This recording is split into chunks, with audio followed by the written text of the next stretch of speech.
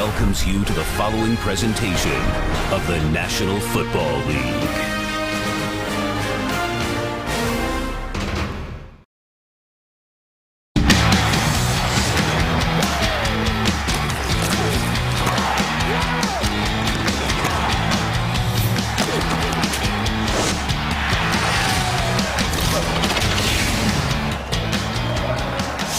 Teams ready to go at each other. Tampa Bay and the Giants for more before kickoff. Let's go down to the field and Pam Oliver. Joe, the Giants look back at that game and they see those flaws that are completely correctable. Tom Coughlin looks at it and said, we were awful. Jason Pierre-Paul told me, he admitted there were just a lot of selfish play along that defensive line, which of course is the team's strength. He told me between himself, Osi Umenyiora, Justin Tuck, they went after sacks willy-nilly, just ignored their assignments. But today the emphasis is on team. Door. Pam, not only did they not get any sacks against Tony Romo, they didn't hit him. And their big three of Osi Umenyiora, Jason Pierre-Paul, and Justin Tuck whiffed last week. I don't think they're going to whiff this week. They're ready to come after Josh Freeman. Well, there's a lot of things that Tom Coughlin wants to see done differently in this game, and that's certainly at the top of the list, Joe, because you're right. But you come in and play the New York Giants, and you've got to account for those three pass rushers, and last week they were a non-factor. Let's talk Tampa Bay. You came out of last week's game. I know you spent some time down in Tampa Bay during camp in preparation for these next 2 weeks. We've got him at Dallas next week, and you're really impressed with his first-year head coach. Well, I am. I think he's very set in how he wants things done. He went old school at training camp this year. You don't see that from many coaches around the league. He was very demanding and worked these guys exceptionally hard, and I think with that, it was important then to have success early, and that was a big win last week against Carolina. Off we go. Glad you're with us. It'll be the rookie, David Wilson, from inside the end zone. Nice return out near the 30, knocked down just shy of it. They're going to mark him with that little skid forward after a 33-yard return at the 30-yard line, where Eric Lorig made the stop, and now Eli Manning, who wasn't too upset with how the offense played last week. He said we just didn't get the ball enough, and there were his numbers from week one. Yeah, I thought Eli played well in that game last week. He just didn't have a whole lot of opportunity to get the ball down the field. Of course, he had some drops, but the biggest problem offensively last week is they were unable to run the football against the 7-man defensive front with the Dallas Cowboys. Quick setup and throw, and right out of the gate, it's Hakeem Nicks, good for 8. Look at impact players for the Giants and realize that Hakeem Nicks is kind of on that Plaxico Burress practice list this year. He's only practicing on Thursdays, still coming off that broken right foot. Yeah, you know, I had a chance to visit with him down on the field before the game. He says he feels pretty good, but, you know, he's not 100%. And usually those type of injuries, they never really do quite heal. He's at the top of the screen. Manning was looking that way and now throws that way. The pass is caught. That's Nicks, wrestled down inside the 25 by Talib. 40 yards on the second play from scrimmage. Well, that's just Eli Manning giving his man Hakeem Nicks an opportunity to make a play. Akeem Talib, he's in coverage. The Giants come into this game expecting Tampa Bay to commit defensively to stopping the run. On that particular play, however, Tampa Bay was playing coverage, but they were still isolated on the outside, and Eli is able to lay one up, and Hakeem goes after it. At 4 catches week 1, he's already 2 for 2. First run of the day, it's Bradshaw. And Ahmad Bradshaw takes it inside the 20 to the 19. Look at the defense for Tampa Bay, and there's a familiar face. Rondé Barber, who last week made his 200th start at cornerback, but he's joined by Gerald McCoy, who's finished the last 2 years on IR, and then 2 rookies. They've got 2 rookie starters on defense, and they love their rookie running back, Doug Martin, on offense. Well, you call them what you want, but all 3 of those guys did not look like rookies last week. I'm going to call them rookies. Okay. On second down, Manning wide open, and that's the rookie David Wilson. who was known in college as somebody who had trouble with ball security at Virginia Tech.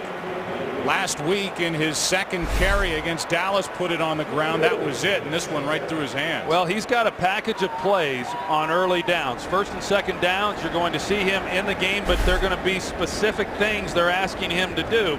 You'd expect a young player to come in and maybe touch the ball by carrying it. That time they spread him into the formation, he just has a drop. Eli saw 3 of those last week from Victor Cruz. Manning, end zone, fight for the ball, and for Hakeem Nicks, it's broken up by Talib, and this time Talib equal to the task, knocked it away, and it'll be 4th down. Well, you're going to see the safety here. He's going to work to the middle, and once that happens, Eli Manning knows then he's one-on-one on the outside. You got a corner up and bump and Aqib Talib. He's going to try to go back to Hakeem Nicks, who he's already beaten. And that's just an outstanding play by the cornerback Aqib Talib. 37-yard try by Tynes. And he is able to draw it in. First points off the first possession. They belong to the Giants. Now we'll see the Tampa Bay offense down 3-0. This game on Fox is sponsored by Southwest Airlines. Find our fares online only at southwest.com. It's like our little NFL on Fox Flat Stanley. Where's it going to show up? Shows up by the Flatiron Building in Manhattan, and we are across the river in Jersey. And glad you're with us on Fox as the Giants went down the field, got the first points of the day, and now Aurelius Ben waits for the kickoff. Michael Smith, who returned kicks last week, not active today. So Ben gets a crack at it. He will bring it out. And he lost the football. Knocked out by Adrian Tracy, and we'll see who comes away with it. Tampa Bay. So Ben getting a chance to return a kick. Tracy knocked it out, and Tampa Bay able to get back on top of it. Right there, 98, Adrian Tracy. He comes in and just put his helmet right on the ball. Knocked it out. Big break there for Tampa Bay to be able to recover that and not give the Giants the short field. Helmet right on football, then into the air in the scramble. There's not a lot Aurelius Ben could do about that one. I mean, they'll be on it pretty good, I would imagine, on the sidelines. But a big guy like Tracy coming in, putting the helmet on the ball, it's difficult to hang on to it. Tampa Bay kind of huddled up on the sideline, and they come out as a group and go right to the line of scrimmage, and they hand it to their rookie. We'll see a lot of Doug Martin today. He picks up 4. Take a look at the key new additions on offense for Tampa Bay. Not only do they have the rookie running back, but they've added Vincent Jackson. They have Dallas Clark, and they bring in Carl Nicks, maybe the best offensive lineman, certainly one of them in the NFL, and they take him away from a division rival, the New Orleans Saints. Yeah, good on both fronts if you're for Tampa Bay, but I think some of the moves that they made in the offseason, some of these veteran players, Nicks, as you mentioned, being some really key guys and good players. Kiwanuka coming on a blitz, and this one complete to Williams. He's got a first down as he goes around Corey Webster, who had a rough week against the Dallas Cowboys on that opening Wednesday night, and that last completion good for 11. And we look at the big 3 names up front that typically get pressure and hits. They went over against Tony Romo. Well, I think the most disappointing thing was, yes, they did not get enough pressure, but more importantly, they were undisciplined in their rush lanes. And so 2 of the touchdowns that Romo had last week were from him getting outside the pocket with there being no containment. They played very undisciplined along the defensive front in that loss. On first down, play action from Freeman. He's going to air it out, looking for Jackson, and the big receiver hauls it in. Vincent Jackson knocked down at the 31 by Corey Webster. Good for 41. Well, they go after the big play guy and Vincent Jackson, but the safety has got to be able to get over the top. There's nobody threatening down the field, down the middle, and so because there's nobody there, and there's only one guy streaking up the sidelines, Antrell Roll has got to be able to make that play and give some help. Now, Corey Webster, he's responsible one-on-one on Vincent Jackson and likely will be throughout this game. Vincent Jackson has averaged over 17 yards a catch throughout his career. That is the best average among active receivers. Wilson started to run before he made the catch. That is not a lateral. So it's just an incomplete pass. Doug Martin could not haul it in. That's a good start right here for Tampa Bay offensively, because last week, think about what Greg Schiano wants to do within this offense and within his defense. He wants to play great defense. They want to run the ball offensively. And when you play that style and don't get the ball down the field with big plays, scores are going to be tight throughout the game. They come in here today. They really didn't have any big plays last week in that win over Carolina. But here on their first possession, they get the big play up the sideline to Vincent Jackson.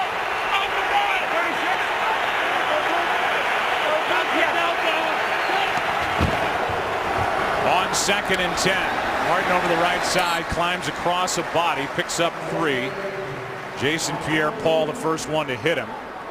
It'll be 3rd down and 7. Yeah, I thought Doug Martin, you mentioned him being a rookie in his first NFL start last week, and you see 24 carries, and then he had 4 receptions as well. That's a pretty good workload for a guy in his first NFL start. But he's not real tall. He's listed at 5'9". Josh Freeman says 5'7" if he's lucky. But he is pretty well built. He's a big muscled up guy, and so he can take a pounding. But he had to earn every yard he got last week. 3rd and 7.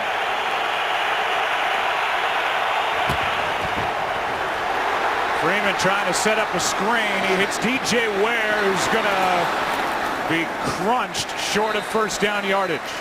Got 1, that's it. And like the Tampa Bay defense on the other end of the field, the Giants defense stiffens up. The closer Tampa Bay got to their end zone, a field goal try from Connor Barth is coming up. Yeah, good job defensively there by the Giants, stopping this drive and then forcing them to attempt a field goal. But I think Tampa Bay's, the fact that they were able to recover the fumble, first of all, off the kickoff return, but then to be able to move the ball and try to answer back on that 3 points that the Giants had is big. 45-yard try.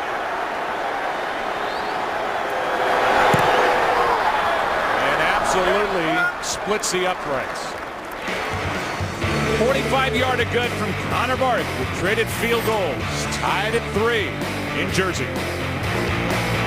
Today's game on Fox is sponsored by Bud Light, the official beer of NFL fans. Here we go. We'll get into the kind of offseason that Mark Dominic, the young general manager of the Tampa Bay Buccaneers, had. One of the best across the NFL with the new head coach, with the draft that they had, trading back into the first round to get the running back they wanted, Doug Martin, before the Giants drafted, and they were left with David Wilson. And then bringing in the big money players, the free agents. Here's a line drive kick to Martellus Bennett. And Marty B, as he's known, is out of bounds at the 30. A big catch on each side. First it was Hakeem Nicks for the Giants. Vincent Jackson for the Bucs. But each team had to settle for 3. This game is sponsored by Lexus, introducing a stunning work of technology, the entirely new Lexus ES, by AT&T, the nation's largest 4G network. AT&T, rethink possible. And by Geico, 15 minutes could save you 15% or more on car insurance. One of the better tailgating scenes you'll see anywhere in the NFL is here at the Meadowlands. That's what's happened so far. 6 offensive plays for Tampa Bay, 5 for Eli Manning and the Giants. 3-3 game. Second possession starting at the 31.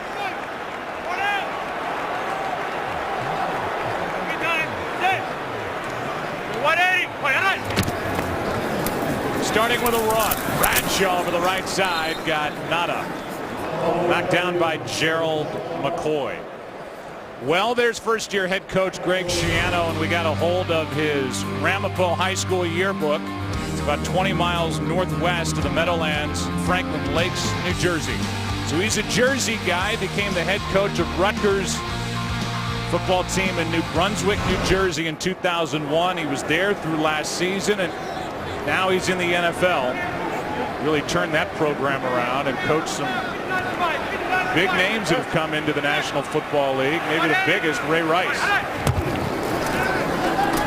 As Manning fires, he's got Victor Cruz. No drop this time. He's got a first down. Good for 16. As he found a hole in the secondary of the Tampa Bay Buccaneers.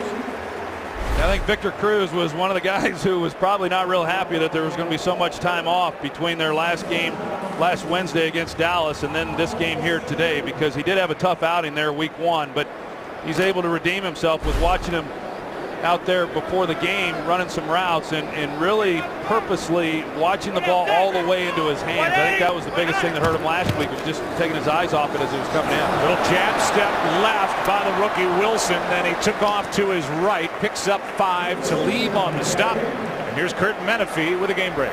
Well, the big divisional matchup is both the Saints and Panthers try to avoid 0-2 starts. New Orleans off to the quick start in this game. Jimmy Graham, 1-yard touchdown reception from Drew Brees. 7-0 New Orleans scores on their first possession. Joe Troy and fans.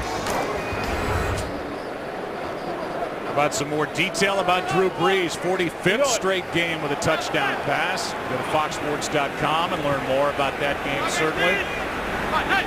Second down and 5. Manning, sideline, a lot of hand checking, no flag. Nicks the intended receiver, and he's working on Talib again.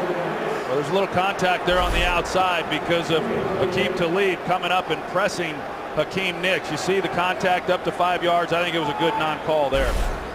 Well, you mentioned Greg Schiano, and he talked about when he was in the NFL as an assistant coach on Dave Wanstead's staff there in Chicago, and he loved it, during that time, because it was like a football lab. He said you didn't have academics, you didn't have recruiting, it was just all football all day with both the players and the coaches, and I think he was excited to get back to that atmosphere here in Tampa. Manning, pocket collapsing, there's Cruz. Great move. Still going.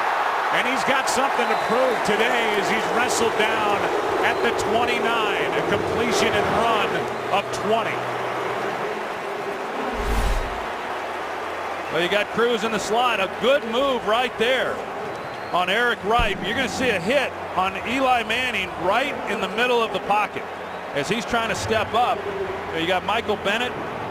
2 guys on the inside were able to get pressure on Eli Manning, but an outstanding route by Victor Cruz, setting up Eric Wright to the outside, making him think he's going to try to go around him, and then sticking it, getting to the inside. Showing great strength and balance on that run after the catch. Here's Bradshaw. Middle of the field wide open, and Ahmad Bradshaw's got another Giants first down inside the 20 to the 17. A 12-yard run. You're going to see a double team with Boss here and in the middle, and then going up to the linebacker level, Booth and Boss, and they do a good job then of creating a running lane for Ahmad Bradshaw, and then he knifes his way through. That's one of the few openings that Ahmad Bradshaw has seen here in the first 5 quarters of the 2012 season, but a good job up front. Tampa Bay was last defending the run last year. They allowed only 10 rushing yards against Carolina last week. And here is David Wilson, and Wilson gets 1. The guy who is still getting some pressure, though, is Gerald McCoy for Tampa Bay, and he's an excellent player, and he's got tremendous talent. The problem has just been keeping him healthy. But Joe, when we visited Tampa Bay back this summer at training camp, every coach we talked to said the key to our defense is going to be Gerald McCoy and keeping him healthy. If he's healthy, he's going to be dominant. He's been in the backfield here in this game, had a great game last week, but they're using some of his aggressiveness against him here on this drive. Second down and 9. Pass to Hickson. And a flag comes in on the hit, I believe, as Hickson had his helmet taken off. A 12-yard completion and a late flag. Looked like it might be called on Mason Foster. As Hickson was going to the ground, Foster's going to come in to try to finish him off. And there's the helmet to helmet. Jim Core is our referee today. And that hit. Personal foul. 59, defense. Unnecessary roughness. seconds to the goal. Automatic first down. It's a hard call on Mason Foster because, I mean, it's the right call. It's the right call because he was defenseless and it was helmet to helmet. So the officials do a good job of making the call. But for him, he's just trying to finish the play. And, you know, how you know exactly where the helmet's going to be, I don't think he was intentionally trying to go helmet to helmet. So first down and goal. Manning rolling to his right, has a man wide open, and that's Will Beatty, the backup tight end. Meanwhile, Ahmad Bradshaw was wide open, but he threw to the backup tackle, the former starter Beatty. Well, that's one of those things where you go over in practice and you outthink yourself because Beatty's going to be running the crossing route. And I bet in practice that was the guy who they said is definitely going to be open. They're not expecting him to go out in the pass route, but to the front side, Ahmad Bradshaw, who should be the first guy in the progression according to that play, but Eli just bypassed him and didn't get it out in front of Beatty. Now Bradshaw goes nowhere on second and goal. Look how open Ahmad Bradshaw was when Manning threw to Beatty. Yeah, he comes out of the backfield and well, there was a tackle there. Looked like the guy who was going to be in coverage on Ahmad Bradshaw was Dakota Watson, and the Giants got away with tackling him. Now David Deal is down. Starting right tackle. They'll look at him. We'll take a break. David Deal able to get up and walk off the field. He got his legs caught in a pileup at the line of scrimmage. Looking at his right knee, right ankle. Jim Cordell comes in. It's third and goal. And movement on the left side. Will Beatty, who missed on the touchdown catch, guilty. False start, 65. 5 yards, still third down. Well, I thought the Giants more than likely on that particular play were going to use play action to try to punch this ball into the end zone, but now with the 5-yard penalty, there's no doubt they're going to have to throw the ball. You know, you talk about Dave Deal, and I mean, God, how valuable is he? You know, his ability to play all the positions. The only position he's not started at along that offensive line is at center. That's a huge blow for such a versatile guy, and really a workhorse pro. Big number 13, Ramses Barton, is in the slot. 6'6", 224. See if Eli looks that way. He fires, and it's off the hands of Martellus Bennett. Another drop hurts the Giants. This time it's Martellus Bennett. And instead of a touchdown, it's another field goal try. That's 3 Giant drops already. Well, it's a good route, really, by Martellus Bennett. He runs a stick route, and then he's going to go to the goalpost, but he comes back out of it because that's a route they run very often. So he got separation. He's just unable to make the catch. You know, last week was targeted 7 times. Probably can't remember the last time he had that many balls in his direction. 24-yard try, and it is drilled by Tynes, but that will feel to the Giants like a missed opportunity a couple of times over. 6-3 New York. 6-3 game, under 3 to play in the first quarter. Week 2 around the NFL. And Tynes will kick it away. Aurelius Ben, who had it knocked out of his arms on his first try, is back there again.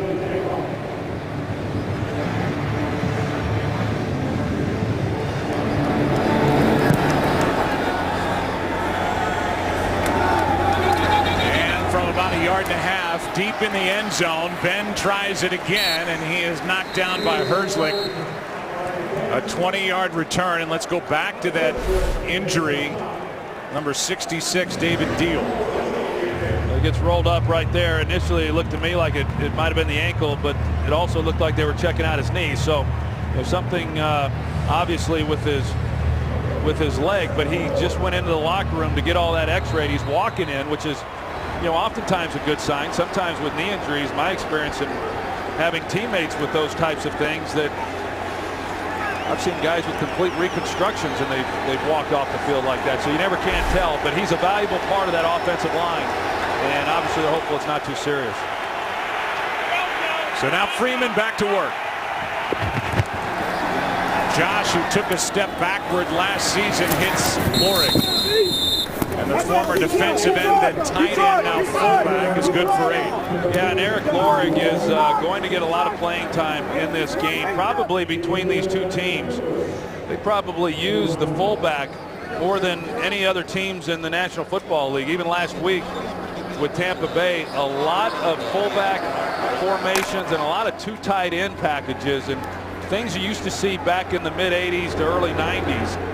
But Tampa Bay, they're old school in how they approach it offensively. Second down and 2, and it's Preston Parker. On an end around, he's got a first down. So a little misdirection, a gain of 7. Let's go to Curtin for a game break. Well, the Ravens have bounced back to even the score against the Eagles. Vontae Lees, the fullback, with a 5-yard score, tying it at 7. Lots of pushing and shoving on both sides of football from both these teams. It's no real surprise, Joe and Troy. One of those two teams will come out of that game 2-0. Baltimore took care of Cincinnati. Philadelphia just had enough to beat Cleveland week 1.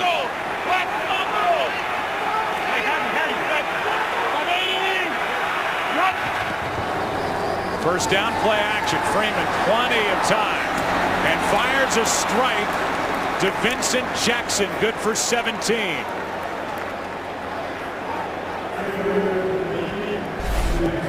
Chase Blackburn right here, number 93. You're going to see the play action and what it does to him.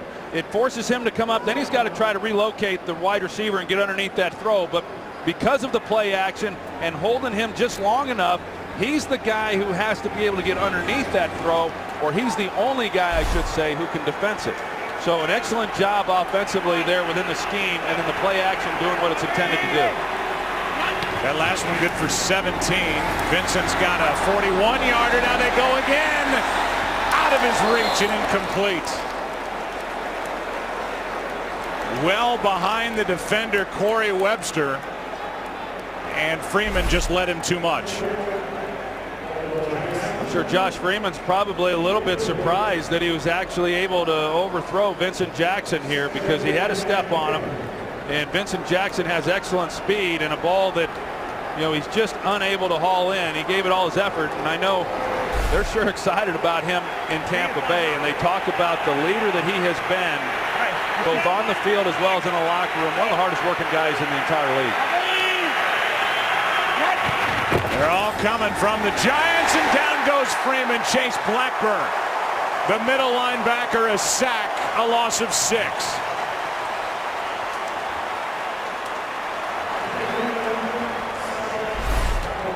Blackburn's right here in the middle, right guard, Ted Larson. He's got to feel that and know that he's the most dangerous and make sure he takes that blitzer.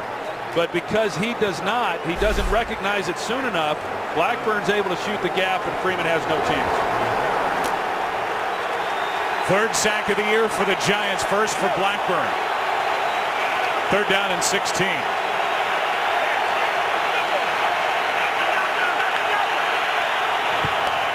Just got the play away, and DJ Ware, the former Giant, to midfield. That's it. Tuck on the tackle. It's 4th down. So that sack changed that drive dramatically. A run of 6 yards by DJ Ware. First quarter will come to a close, and when we open the second quarter, it'll be a punt from the Tampa Bay Buccaneers. 6-3 Giants back after this. Fox NFL Sunday continues after this from your local Fox station. Defense will take a rest as the Tampa Bay Bucs will punt it. Ruben Randall, the rookie, is waiting for it from Michael Kanan. Nose of the football down. So is Kanan. No flag, and the fair catch by Randall at the 11. Let's talk about baseball next week. Fox Saturday Baseball and games with plenty of playoff implications. You've got the Dodgers taking on the Central leading Reds in the National League. The Braves taking on the Phillies, who are coming out of nowhere. Only 3 games back at the start of the day in the wild card race. The Twins take on the Tigers. Fox Saturday Baseball returns this week, 3:30 Eastern, 12:30 Pacific, and Tuck almost got the ball, then banged into the body of Kanan, who did some acting, and Jim Core, who was back there, the referee didn't buy it. No flag. Keenan will be getting in the hot tub tonight. Oh, yeah.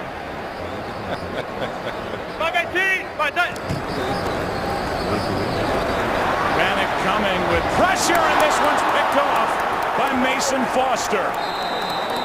The middle linebacker got back there, and Foster comes away with the third interception for this Tampa Bay defense. Excellent job by Mason Foster. He's just reading the eyes of Eli Manning, and you're going to see as he drops into his coverage, once he recognizes pass, he's looking back. He doesn't really know where the receiver is behind him, but he just plays his area, and he's able to get underneath that throw. Obviously, Eli Manning, he sees him, but he's anticipating that he'll be able to drop the ball over the top, but he got more depth than Eli expected. 2 interceptions by this defense against Carolina last week. They get one here early against Eli Manning. And this was a Tampa Bay team that was -16 in the turnover ratio last year, last in the NFL. Freeman throws it, and this one is incomplete with Webster defending Mike Williams. Let's go down to Pam Oliver. Well, Joe, the Giants medical staff immediately knew something was wrong when they examined David Deal's right knee. After manipulating it for a while, they decided Deal's day was over, and we just got word wideout Dominic Hickson is in the locker room. He's getting looked at for a head injury. Back to you. Yeah, on that hit that he got from Mason Foster down near the end zone, it drew a flag. It was a short penalty as it turned out, and now they're looking at Hickson. 2nd and 10.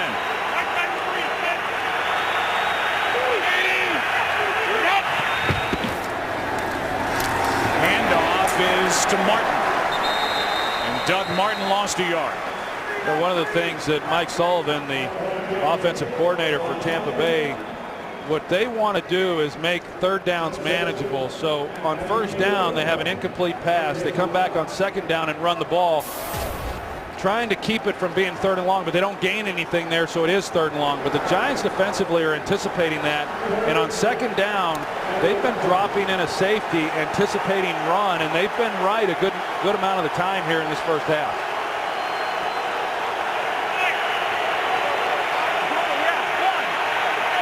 Jaron Hosley, a rookie cornerback, in the lineup. This one for Jackson. He makes the catch and has a touchdown. Got around Michael Coe, and Vincent Jackson is good for a 29-yard touchdown completion after the Manning interception. Well, the problem is they showed it right away to Josh Freeman what they were going to have. He knew he was going to have pressure, but he knew he had one-on-one with his best receiver against a young corner who started his first NFL game last week and got torched. And so now you've got Vincent Jackson. Not bad coverage throughout, but right here you see the extension. I thought that they were actually going to call Jackson for pass interference. He got the extension, which created the separation. 38th career touchdown catch for Vincent Jackson. A 29-yard completion on 3rd and 11, and it's a 10-6 Tampa Bay lead. There's the completion, the catch. They love him in Tampa Bay, and why not? Big play receiver. Vincent Jackson in for the touchdown after the pick by Eli. This game on Fox is sponsored by Chevrolet. From kickoff to the last yard, Chevy runs deep. By Burger King and our delicious new line of salad wraps. And by Taken 2, starring Liam Neeson. The man with a particular set of skills is back. Giants defense on that touchdown on 3rd and 11 has the attention of Troy Aikman, and we'll hear about that after the kickoff. Back to the Giants from Canaan. David Wilson waiting for it.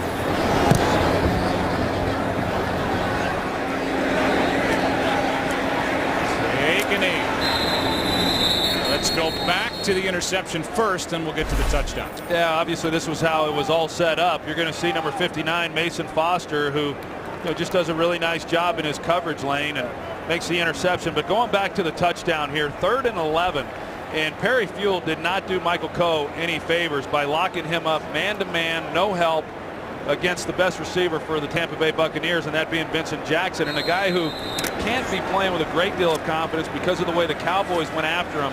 3rd and 11, I thought they could have protected him a little bit more, but I just think that was a poor defensive call and put a player in a real poor position to have success. And a great throw backpedaling from Freeman. Big hit. They are flying up front with this Tampa Bay defense. First guy there was Bennett as he ran in to Ahmad Bradshaw. No gain. Pretty good up along that defensive front, and Michael Bennett is a really good player. He's solid in all areas. He does a nice job of rushing the passer and good in the run game as well. Of course, he's the brother of tight end Martellus Bennett. But that defensive front with him and Gerald McCoy and then Adrian Claiborne, that's a pretty formidable group up front. Andre Brown is in at tailback. Bennett with pressure, and the pass is caught by Cruz. Good throw by Eli Manning, and that's good for 12 and a first down. Good coverage by Eric Wright, but just an excellent throw. And at the top of the route, Victor Cruz, once he gets up to the top of the route, as he works back down the line of scrimmage, he comes back through the football. And so because of the throw, it makes him come back down the line. But Victor Cruz goes and attacks the ball, and that's the difference between a completion and a defensive back getting his hand on it. Third catch for Victor Cruz. He had 6 in week 1. Quick throw, and this one is knocked away from Nix. Talib is there again, and those two have been matched up all day long. This Tampa Bay defense has been, really impressive in the early going of this season. When you think about how bad they were last year, and I know we had a game of theirs last season, I thought it was one of the worst defensive efforts that I had seen. Poor tackling, poor effort. And then you put on the film from last week against Carolina, a good running team, and they just dominated that Carolina Panther offense. And the linebackers were the area that Greg Schiano really wanted to see some improvement. Having been an all-conference linebacker at Bucknell University himself, you can bet that he watches that position with a pretty sharp eye, and they played well. Handoff is to Hynoski. Big fullback out to the 35. Third down coming up. And the Tampa Bay fans out there that think about those great years that they had, when Monty Kiffin was the defensive coordinator and John Lynch playing safety, and of course Derek Brooks and then Warren Sapp. This defense kind of has the makings of that, a little different style, but when they bring in Mark Barron and Levante David, the two rookies, and then of course Gerald McCoy, I mean, they've got great players. These guys are young, but they got solid players at each level that could mature to be great players.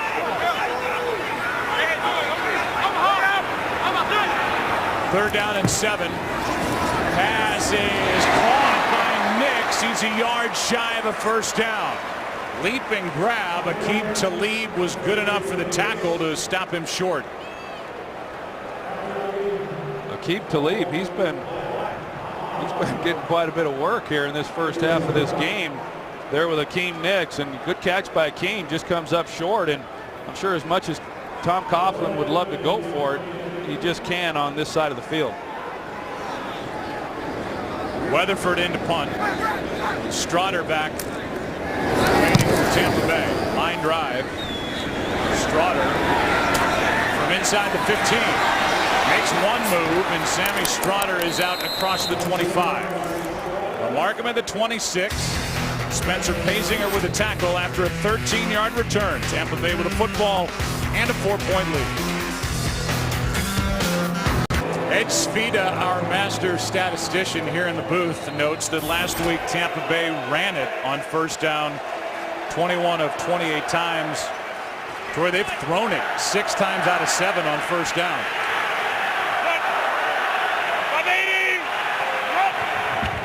From the 25, they run it this time, and they run it with Doug Martin. He spins forward for 2.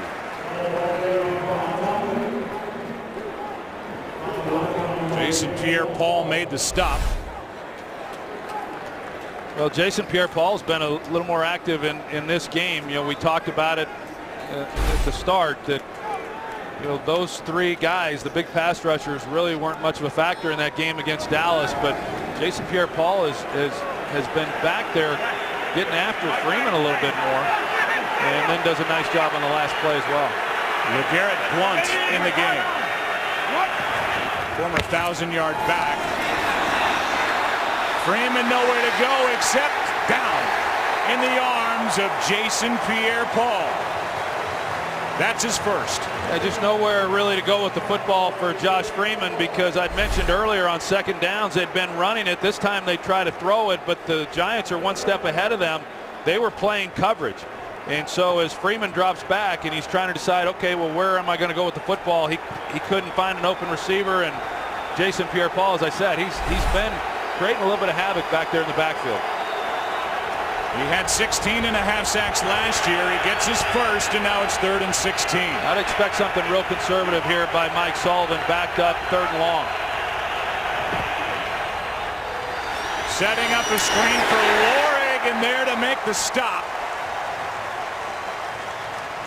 is Michael Boley. Yeah, they were anticipating that. If you think back to the last 3rd and long that they had, not the 3rd and 11 shot up the sideline, but on a one that was 3rd and longer than that, they ran a draw. This time backed up. What they don't want to have happen is a big mistake and a turnover, and so they try the screen. The Giants anticipated something like that. Boley with a nice play. Dallas Clark on that reception, not Lorig, and a beautiful punt by Kanan. This is Ruben Randall, the rookie, across the 40. So good field position. The sack kind of flipped the field from Jason Pierre-Paul. Eli back to work, down by 4. Today's game on Fox is sponsored by Chevrolet. From kickoff to the last yard, Chevy runs deep.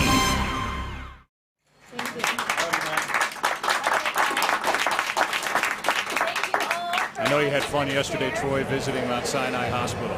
We did, yeah. We went to the zone that Garth Brooks and my foundation, we build those around the country, and I got a chance to go by and visit the kids. And I know Marco, who I met yesterday, is watching today, so I'll give a little shout out to him. Big football fan. Is he a Giants fan? He is today. Okay. Thought he was going to give you. Why do you hate the Giants?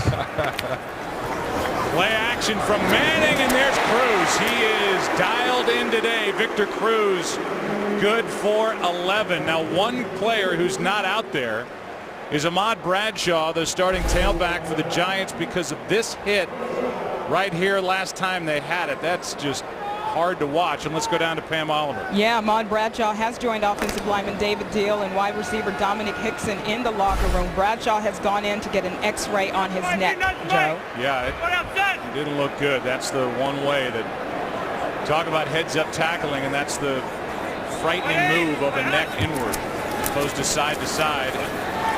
Here's Hynoski with a spinning catch. The ball comes out as he hits the ground. And now Hynoski's hurt. They're going to say the catch is good. Eric Wright made the hit, and Hynoski can't get up. That's a tough play for a fullback because of the coverage. The corner has safety help, so he's able to come back and play those flat routes like that. And Hynoski's got his back turned. He's trying to make a catch on the ball, and as soon as he turns around, he's upended. Checking the low back of Henry Hynoski. It's been a painful first half for the Giants. They've lost Deal for the day. They're looking at Bradshaw and Hickson. Hynoski able to get up and run off the field, so that was a good sign. And now second down for the Giants.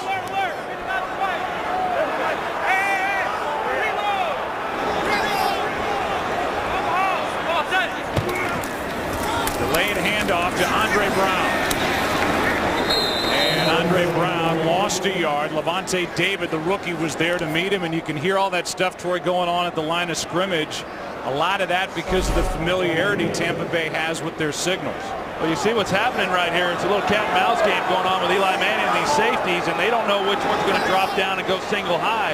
Eli's expecting them to do that. Then they go to the cover two, the two deep safeties, and so Eli checks to the running play. Now, all of that doesn't mean anything if you don't block the interior defensive line, which the Giants failed to do, and so they get nothing out of the play, even though Eli put them in the best play possible. 3rd down and 6. Nice pocket for Manning, and he overthrows Victor Cruz. Picked off and back the other way. Back is Brandon McDonald with an interception, and McDonald comes away with a second Tampa Bay pick of the afternoon. There's a flag at the end of it on that pull of the jersey from behind, and that one got away from Eli Manning. Well, take a look here at Rondé Barber and see if he got away with a hold. He sure did, because Eli Manning is anticipating the out route by Victor Cruz, and you have to throw that ball on time if you're going to have a chance. And so Manning throws it as he should. Cruz is trying to come out of that route, but he's unable to, and the Tampa Bay Buccaneers got away with one there. The official doesn't see it. Victor Cruz knows it should have been called, and an interception the other way.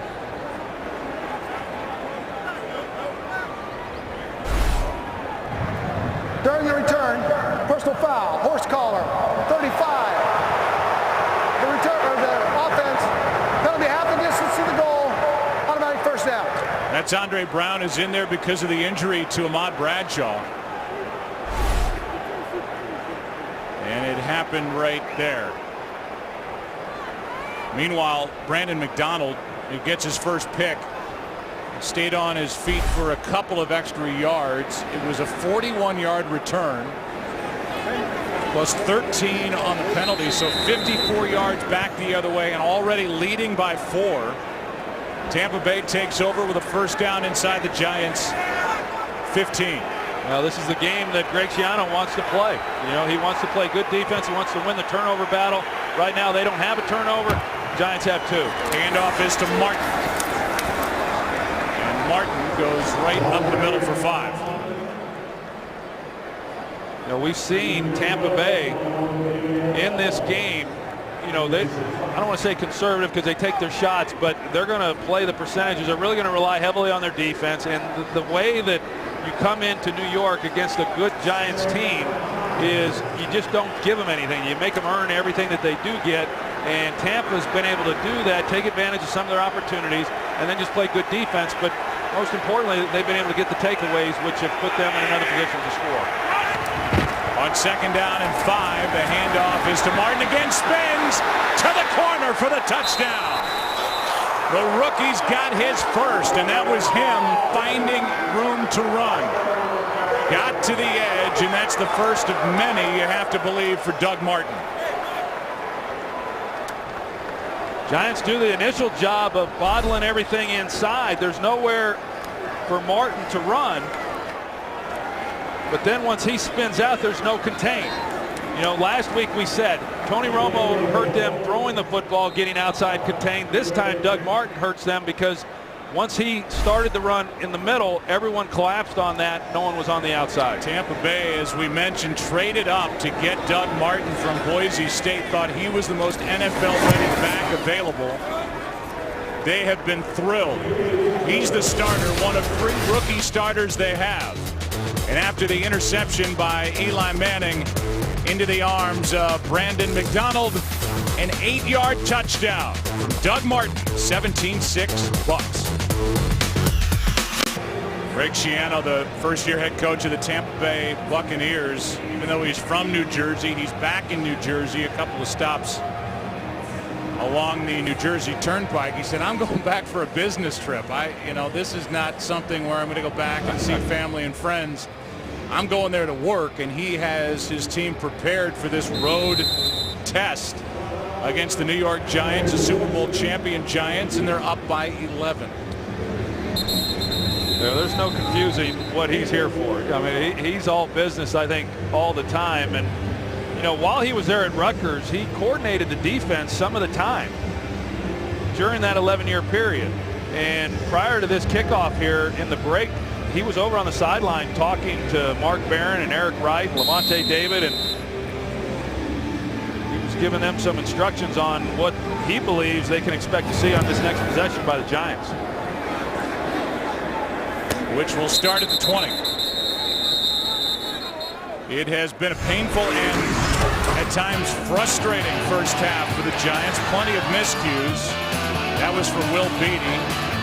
That was Will Beatty moving early near the end zone, backed him up. Martellus Bennett missed what could have been a touchdown catch. 2 picks by Eli Manning, who came into this game with no interceptions over his last 144 passes, the longest streak without an interception of his career. And the Buccaneers have turned both Manning interceptions into touchdowns.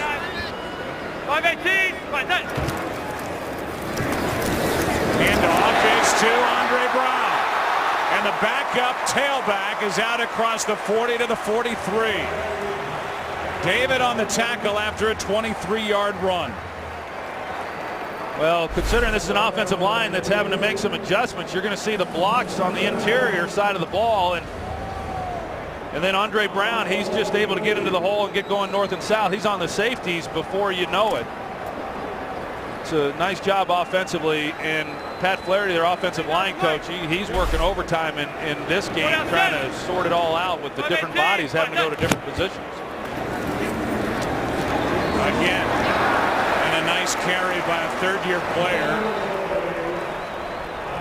As a penalty flag hits the ground, Andre Brown, third-year player out of NC State, picked up last year as a free agent. Ahmad Bradshaw is out of the locker room and just watching. Here's the call on the flag. Holding, 64, offense.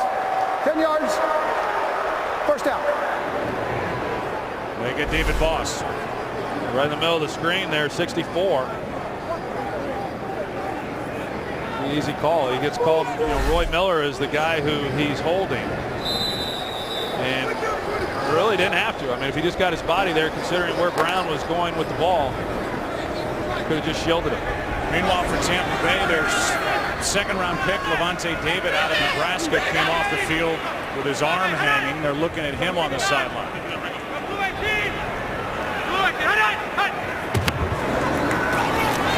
On first down, Manning throws, penalty flag flies. And Victor Cruz was looking for the flag, and he got it. Well, let me just tell you something. If you're a wide receiver and at the end of the play your jersey's hanging off your shoulder pad, then there's a pretty good chance that holding should be called. So Eric Wright, they got him, and then Adrian Claiborne got Eli at the end of that play. 5 yards previous spot, automatic first down. Big part of that is obviously the automatic first down after the hold by Boss. So the Giants get to start fresh with the ball at their own 38. First and 10, down by 11. Just over 5 to go in the half. Each side with all 3 of their timeouts remaining. Quick snap. Andre Brown with a nice run on first down, gets 5. I like what I've seen from Andre Brown. He's making the most so far, at least, of the carries that he's gotten. He's hitting them right in the middle, within the interior part of that offensive line, and he's gotten some nice yardage. Second down and 5.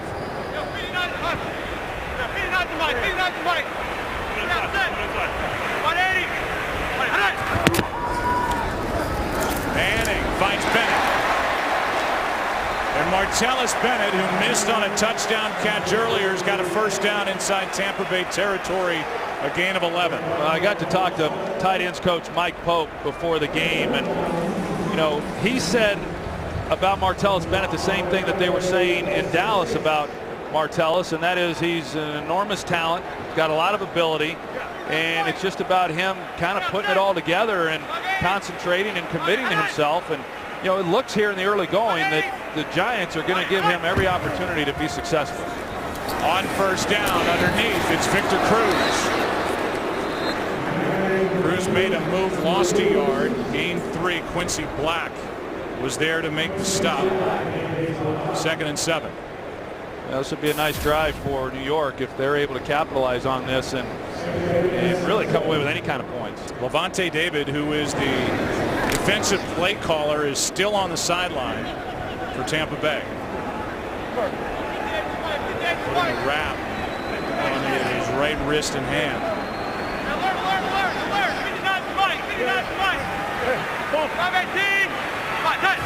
Second and 7. Here come the Bucs. Pass is caught. Big tackle on Victor Cruz as Mark Barron. Well, you heard Eli Manning yell 59's the mic. That sets the protection, and he anticipated that he was going to get the blitz off the slot once he saw the safety rotation, and he got it. The ball comes out quick, and that's how you beat the blitz. Now, it forces the Giants into third down because the ball did have to come out quickly, and this is a down so far in this game that the Giants just have not been real good on. Might have 2 plays to get 2 yards here, even though it is 3rd down. They fake it to Brown. Manning finds his man. It's Victor Cruz. And Cruz is wrestled down with a 1st down for the Giants at the 35. See Victor Cruz, he's getting a lot of work in this game today as well. And I think all the criticism that he received after that game last week against the Cowboys really frustrated him, and he's done a nice job here in this 1st half. Here's Brown. Andre cuts through the middle of the field. And a nice 1st down carry that will take us inside 2 minutes. Clock is stopped. Bradshaw's watching, and all of a sudden everybody knows the name Andre Brown. 2-minute warning. Couple of things. First of all, Levante David is back out there for Tampa Bay, the signal caller defensively for the Bucs, with his right hand and wrist wrapped.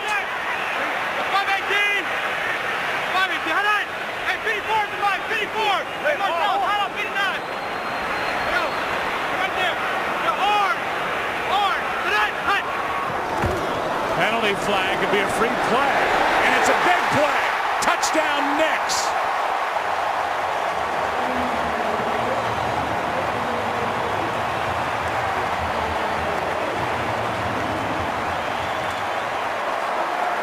It's against Tampa Bay. The touchdown will stand as Hakeem Nicks, who had 7 last year, gets his 1st of 2012. That's such a good route by Hakeem Nicks, and you see him kind of stick Aqib Talib, and this time he started to look like he was going to go to the outside, and then he sticks it back to the inside. And good anticipation there by Eli Manning, recognizing the release that he took and then putting the ball right on him. And you're right, I mean, a free look because of the neutral zone infraction. Just a good drive by the New York Giants. And just like that,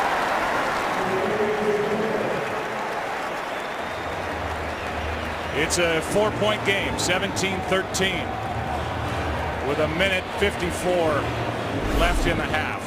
There's a little game going on with Rondé Barber and Eli Manning, and you're going to see as the ball is snapped, all he has to try to do then is make sure nobody works that way to Hakeem Nicks, and when he comes back to him, Hakeem Nicks beat Talib off the ball so badly, it was a pretty easy completion for the touchdown.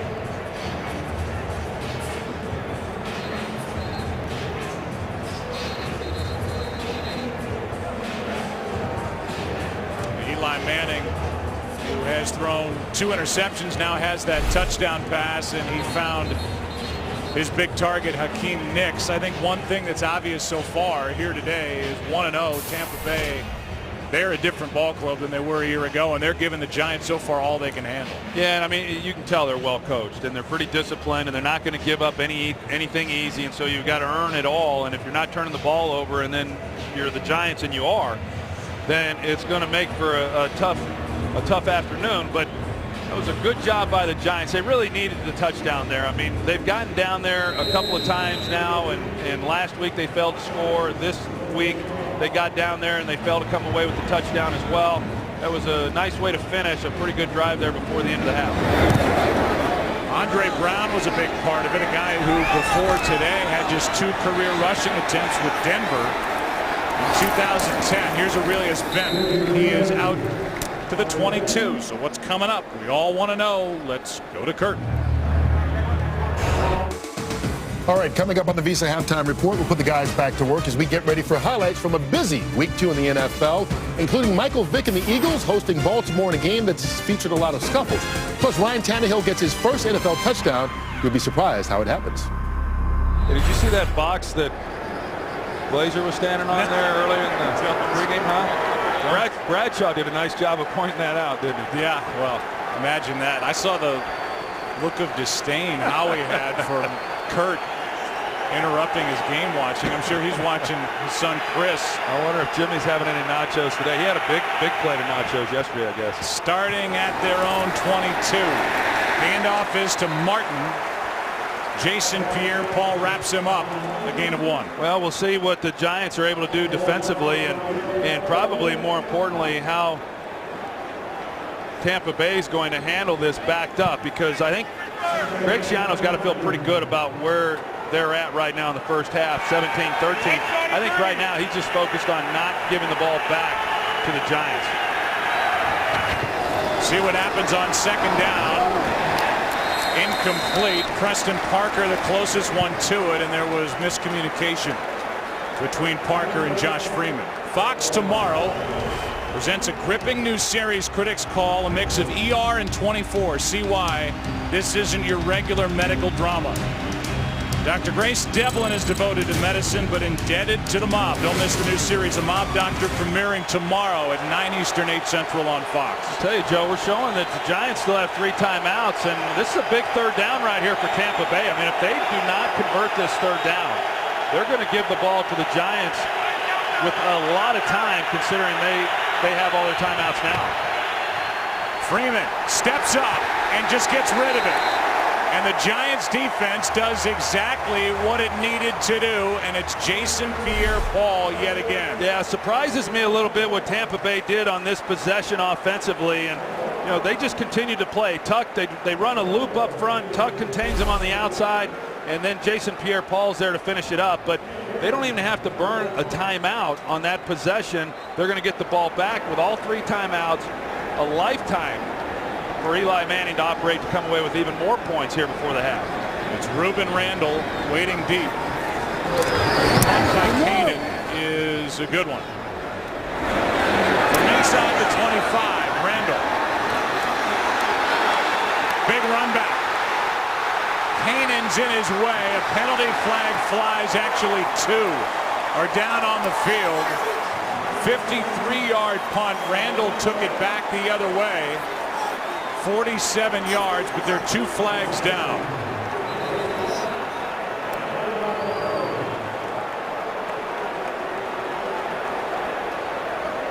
And both groups are moving back down toward the Giants' end zone, indicating this one is coming back. Here's the call. 2 fouls on the return team. Holding. 98. That penalty decline. Legal block in the back. Number 57. Return team penalty penalized 10 yards from the spot of foul. First down. That's Jaquan Williams. And it erases a punt return by the rookie Ruben Randall of almost 50 yards.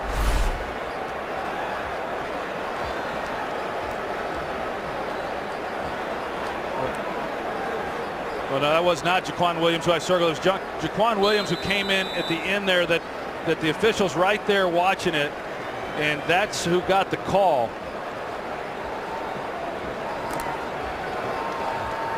There's the block right there in the back. And instead of starting at the Tampa Bay 31, the Giants start at their own 25, down by 4. That's Nix. He's had a good first half, bad foot and all. He practiced only 1 day this week.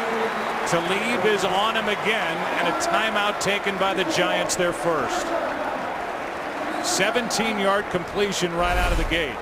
Well, Akeem Nicks has just done an excellent job of his releases off the line of scrimmage. Aqib Talib has throughout this first half come up and challenged Nicks, and Nicks has just done a good job of mixing it up. And that's the whole key. I mean, he's a big physical guy, and if you can get a good release, then you create the separation, and you have the type of half that he's had here in this game. You've got the injuries on the Giants side. Both Deal and Bradshaw are finished for the day. And no sign of Dominic Hickson since he went in. Getting word that he's out for the rest of the day.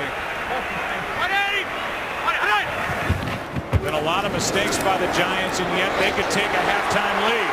Here's Victor Cruz. And Cruz almost gave up first down yardage. He had enough. And a timeout taken again by the Giants with 36 seconds left in the half. They'll have 1 timeout left, in the ball in Tampa Bay territory, just shy of the 47. Well, they switch release this on the outside, as you're going to see. Victor Cruz, because they're in man coverage, the problems that then creates for defensive backs, because you don't want to get picked, and so you give some ground and it opens the underneath throw to Victor Cruz. I'm a little surprised. You know, coaches so many times are quick to call timeouts because they don't want the half to end with timeouts in their pocket. But boy, they had the Tampa Bay Buccaneers defense on the ropes, and could have gotten a few more plays without being so quick to use those timeouts because the clock was running. Still plenty of time. 39 seconds left. You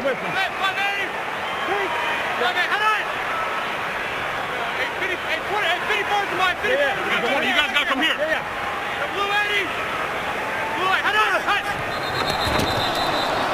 Beatty out at left tackle, moved again.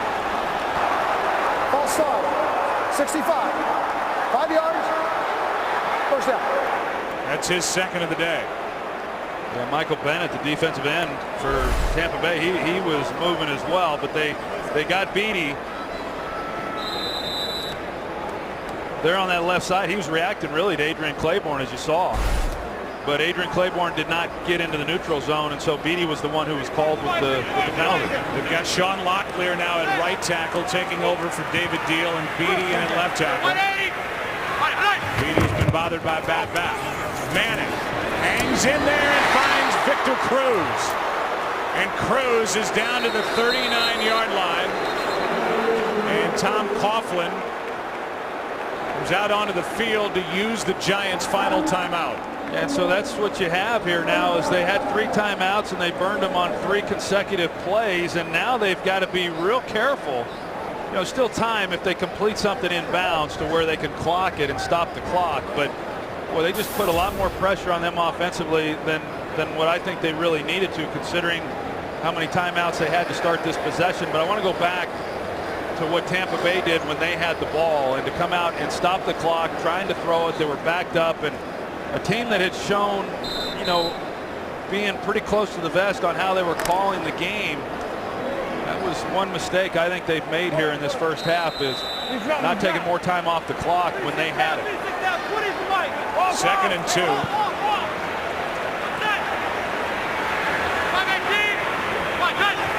In case you're wondering, it would be a 57-yard field goal from here. That's Barton off his hands. Now it's 3rd down and 2. 23 seconds left, and Eli blames himself for that throw. No, it was an excellent route by Barton, and he got in that hole that's created when you've got the 2 deep safeties, and it was just you can see as it came out of Eli's hand that just a ball that got away from him. Mentioned last time, Barton 6'6", 224, but that one too high. Now 3rd and 2.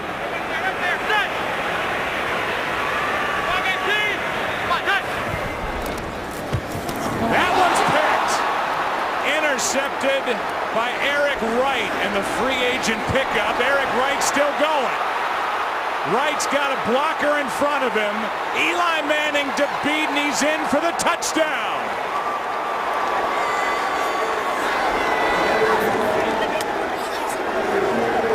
A 3-interception first half for Eli Manning, and this one a pick 6. 60-yard return by Eric Wright. And it's Tampa Bay adding to their lead before the half. Joe, Eric Wright was coming on a slot blitz. He recognizes he's not going to be able to get there. He stops, and he gets right in the lane there where Eli was throwing the ball, and it looked like Wright was going to just go to the ground right about there and realize that, hey, I've got the ball, rather than risk it being fumbled, run out the clock, get out of this half. But he kept the play alive, and all of a sudden he gets out to the right sideline and nobody there to make a play on him. Adrian Claiborne was out in front of him. Manning was the closest one to him when he went in. And it's back to an 11-point game with 8 seconds left in the first half. It was interesting, Troy, to watch these two. And it happened a little bit before they snapped the ball. Obviously, as Eli Manning looked at Victor Cruz, they had a little hand signal prior to that 3rd and 2 throw. We've talked about the familiarity with Mike Sullivan, the offensive coordinator now for Tampa Bay, and the work that he's done with the Tampa Bay defense, talking about the Giants offense. And then you dissected it perfectly, coming on a blitz stopping and getting up and getting the pick is Eric Wright. Yeah, there's a lot of stuff that's happened throughout this week because the coaches are so familiar with each other. But that play there, Joe, was really just a guy in Eric Wright, doing what good players should do. And, he's on the blitz. It's a quick drop. Manning's going to throw the ball out quick to Cruz. He stops. Eli's got to see him. I mean, he's right in his face, and he's got to know that, okay, I've got a defender who's underneath my throw to my outlet receiver with the blitz. But, Eric Wright, give him credit for making the catch. A lot of times those guys are there and they're not able to catch the ball. He catches it. But then here, I mean, a lot of hustle initially. And as I said, I thought Eric Wright was just going to take a knee and not risk turning the ball over again. And, how he's able to turn that into a touchdown is pretty impressive. All 3 picks have led to touchdowns. That one immediately, and you can see that little point by Eli Manning, not to make too much of it because it's just a quick throw. Timeout taken by Tampa Bay prior to this kickoff with 8 seconds left. And what a return by Eric Wright, and what a jolt here before the half to the defending Super Bowl champions, who are already 0-1 on the season. Well, that's a huge swing. I mean, it's a 17-13 game. The Giants had already scored a touchdown. They get the ball right back, and the Giants are thinking, okay, at worst 17-16 at the half. I mean, that's a minimum a 10-point swing, and it's huge. I mean, now, all of the momentum obviously swinging back to Tampa Bay, and give this defense some credit. Bill Sheridan, who was with the Giants for 5 years, was a defensive coordinator 1 year, lost his job. They bring in Perry Fuel, and he's now coordinating this Tampa Bay defense. And as we said, it is night and day from what this team put out on the field last season. Yeah, you bring up a good point. Sheridan was here 4 years as a linebacker coach, and that 1 year as defensive coordinator for the Giants. They allowed 427 points. He lost his job. Now he's the coordinator of the Tampa Bay Buccaneers defense. His group has had some day. David Wilson on the return.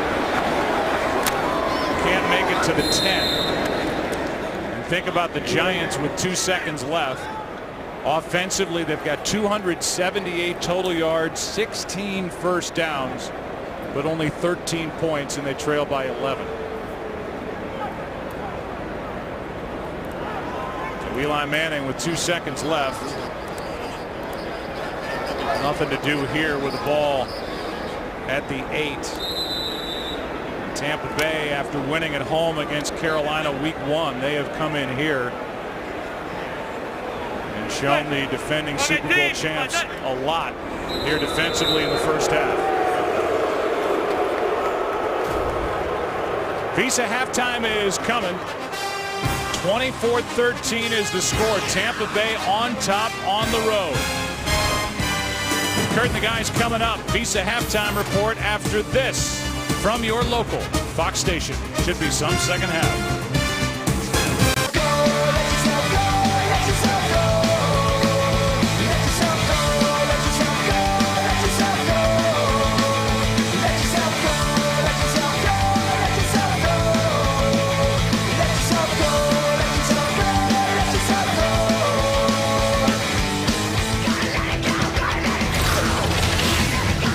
What's it going to be in the second half? Tampa Bay up by 11. You can follow your favorite team all season long just by going to itunes.com/NFL. Tampa Bay will start with a football. They have only 6 first downs, but they've scored 3 touchdowns. The latest one coming on an interception return for a touchdown by Eric Wright, who was added as an unrestricted free agent from Detroit. During the offseason, this is Aurelius Ben on the return, and he breaks loose. Aurelius Ben is forced out of bounds by Jaron Hosley.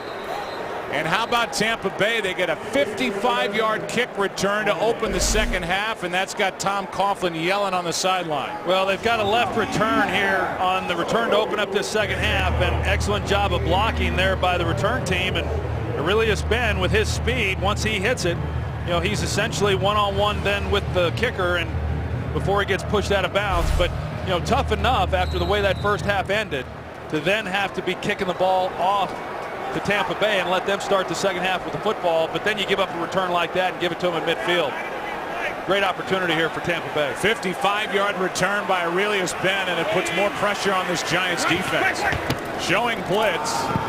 Handoff is to Doug Martin, and Doug Martin spins down at the 35 with a first down. A run of 12 yards. Let's go down to Pam Oliver. Well, Joe, something very telling. I was watching Chris Snee as that play developed before the half ended. He was very disgusted that not more of his teammates went after Eric Wright. As I talked to Tom Coughlin, he was not very talkative. He said, Pam, all I do is talk about ball security. I talk about ball security, and I talk about ball security some more. Joe, I think he talks about ball security a lot. And he said, we're not going to win like that. Back to you. Yeah, it was a rough first half for the Super Bowl champs. Now they're trying to get it back together. Handoff is to Martin.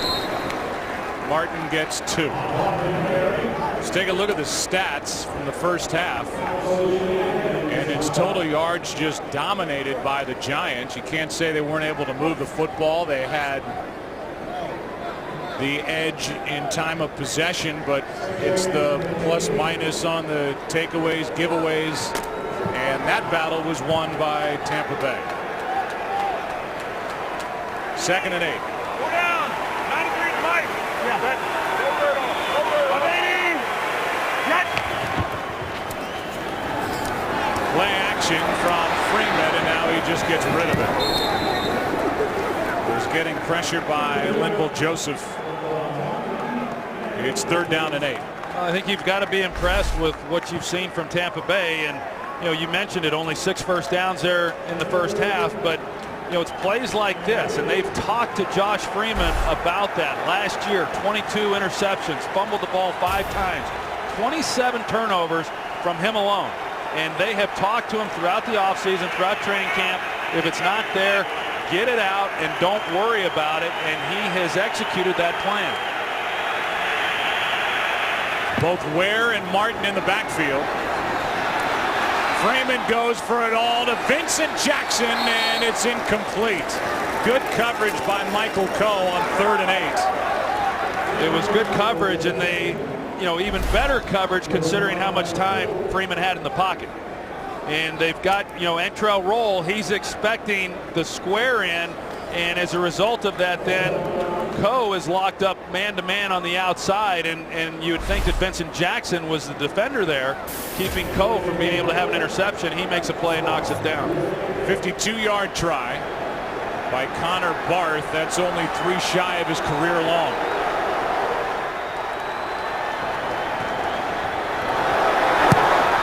And Barth hits it well and has enough for 3 more points for Tampa Bay. Connor Barth from 52 makes it a 14-point game here in the Meadowlands. Game on Fox is sponsored by Southwest Airlines. Find our fares online only at southwest.com. By the all-new Dodge Dart. Dodge, new rules. And by the Samsung Galaxy S3. The next big thing is here. It's a 9/11 memorial, which is a must-see in Lower Manhattan if you get here. And it's a 14-point game across the river here in Jersey with 13-14 left in the 3rd quarter as Kanan kicks it away. David Wilson, the rookie, getting a chance. He can really run. Great speed, spinning his way out across the 40. And exactly what the Giants needed back the other way, a 44-yard return.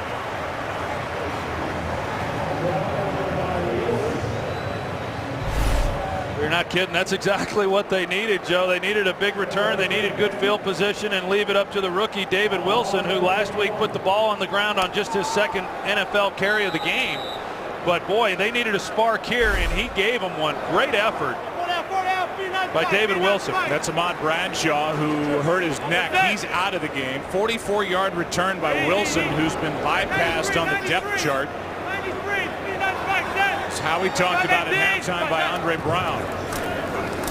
Pass to the sideline, that back shoulder throw, and that pass is caught by Nix, who's closing in on a 100-yard day. Talib is out there, and Nix has had the better of that matchup. That one good for 11. Well, there's no doubt the Giants like that matchup with Nix on Talib, and they've been able to take advantage of it. And that's tough duty for Talib, and excellent catch by Hakeem Nix, and it's a back shoulder fade, and he's able to come back and make a play on that ball. And as you said, Joe, they've moved the ball. Moving the ball has not been the problem. They just can't have the takeaways like they've had. This is Andre Brown, and he did well to lose only a yard. First guy there was Michael Bennett. Kevin Gilbride, we have marveled in the past with his ability and willingness to stick with the run. It's a 14-point game, plenty of time left, and as you said, they've been able to move it, but for the second time in Eli Manning's career, he had a 3-interception first half. Last time was in 06 at Seattle.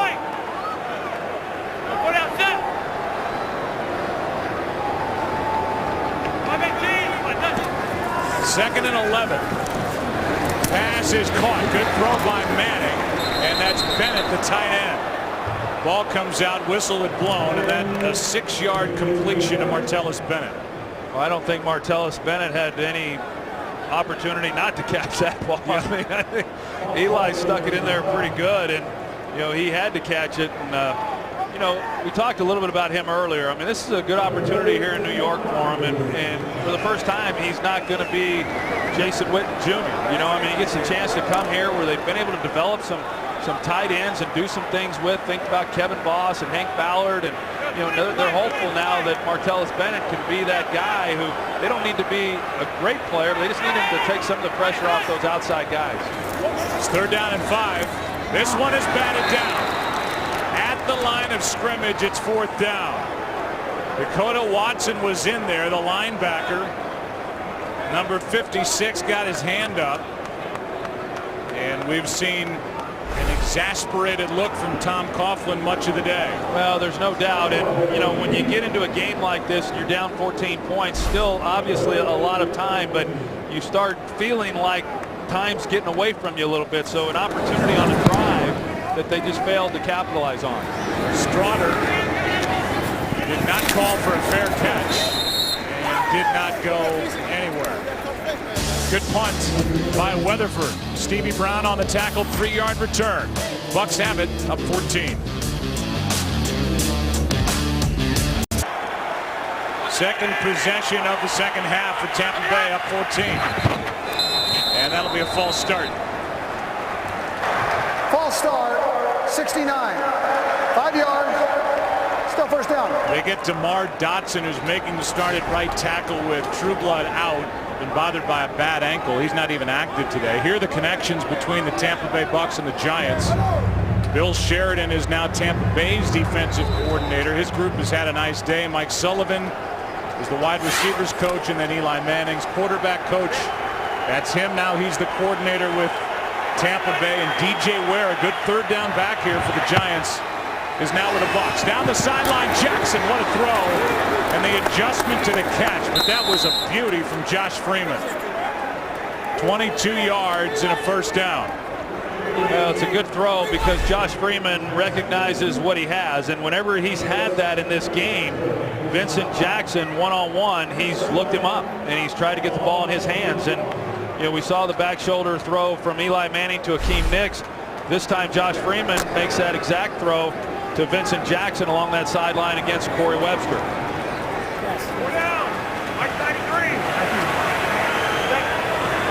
That takes Tampa Bay out of that hole they were in after the false start. Here's Martin. He gets 2, and let's go for a game break. Here's Patrick O'Neill. All right, Joe, let's go to Carolina. Panthers, Saints. Saints in trouble. D'Angelo Williams up the gut for a touchdown. Now 28-13. Saints trying to avoid starting 0-2. I think we knew it would be a struggle, but maybe not this. Joe, Troy, and Pam. Yeah, that's surprising, Patrick. New Orleans, a team that was taken apart by the rookie Robert Griffin III last week, and now they're having trouble against Carolina. Well, I've always believed head coaching is important in this league, and so far it's proven itself out in New Orleans. On 2nd and 7, handoff is to the rookie, and Doug Martin over the right side. Depends on the spot as to whether it's enough for a first down. It is. Yeah, we showed the connections there with Tampa Bay and some of the guys that they've had who have been with the New York Giants. And Mike Sullivan, their offensive coordinator, you know, he had no connection with Greg Schiano prior to getting the call to come here. And Schiano, when he got named the head coach in Tampa, there were some coaches that he was interested in around the NFL, but because of league rules, he was unable to bring those guys in. And you know, he has some young coaches from his Rutgers staff, and then he brought in a nice mix of some veteran guys. But Mike Sullivan calling plays for the first time in his coaching career. Here's Martin again. He's been busy, hits the hole hard. As you said, not a big guy, a shorter running back, but muscle bound, picks up 4. Jason Pierre-Paul made the tackle. Well, we saw it last week in the Tampa Bay game, and you see it really all around the league each week, that you come out, you try to run the ball early. It is hard to run the football early in NFL games, but if you stick with it, then things start to open up a little bit. Overall, this Giants defense has done a good job, you know, stopping the run, but on this possession, some things are starting to open up a little bit more. They weren't quite there in that first half. 2nd down and 6, a toss to Martin running left. Gets around 2 tacklers and is forced out of bounds by Antrell Roll over on the sideline, a gain of 5. Well, and that one was just a product of poor tackling, because Chase Blackburn read it beautifully, and the guys up front did their job, and they're keeping the guys off of him, and yet he was in the hole ready to make a play, and he's unable to get him on the ground. See Vincent Jackson, the big-bodied receiver, taking care of Matthias Kiwanuka. Harry Fuels group now needing a stop. It's 3rd down and 1.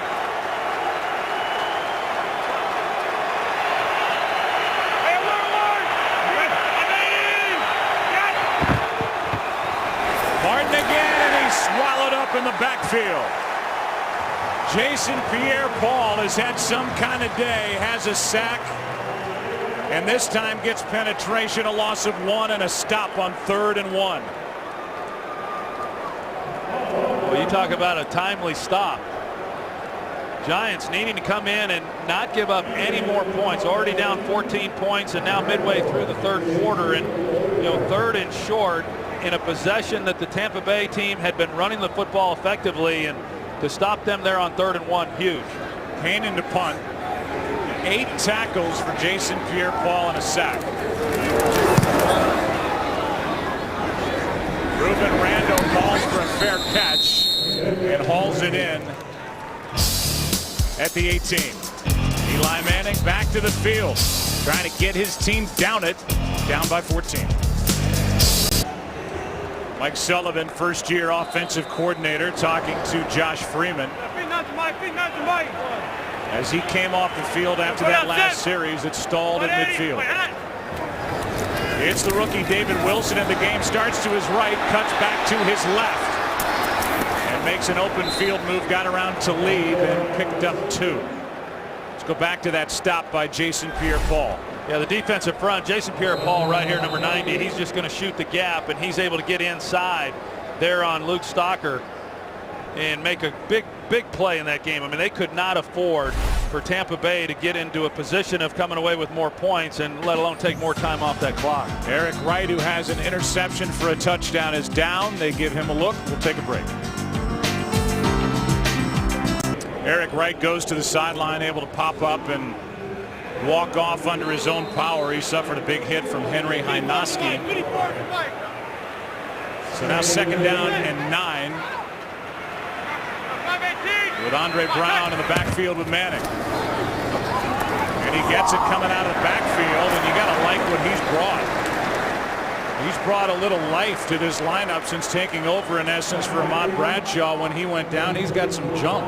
Well, he's giving him a little something, and I can't believe on Friday when we met with Coach Tom Coughlin that nobody asked him about Andre Brown. Well, you're the analyst. I mean, come on.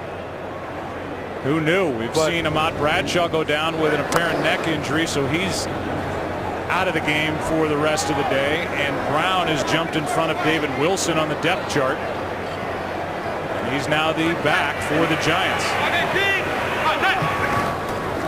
They fake it to him. This one is off a helmet and incomplete in the direction of Victor Cruz. Let's go to Patrick O'Neill for a game break. Hey, Joe, let's stick with this upset potential theme. Look at New England. Zoltan Mesko getting blocked by Arizona's Quentin Groves.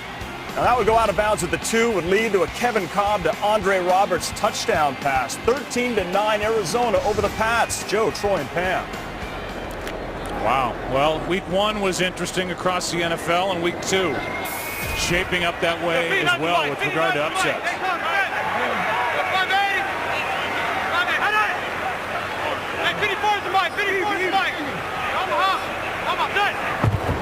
Second down and 10. Manning floats it. Victor Cruz, and there's a flag down. The ball was picked off the deflection, but a flag was thrown on the coverage. Brandon McDonald was out there in coverage, and it's a hold against McDonald. Well, it's in the slot. Cruz lines up in the slot, and they run that crossing release that gets him then on the outside with a lot of field to work. Cruz has an opportunity to make a play. He's unable to. Holding, 25 defense. 5 yards previous spot, automatic first down. So it's an automatic first down. And they called that on Aqib Talib.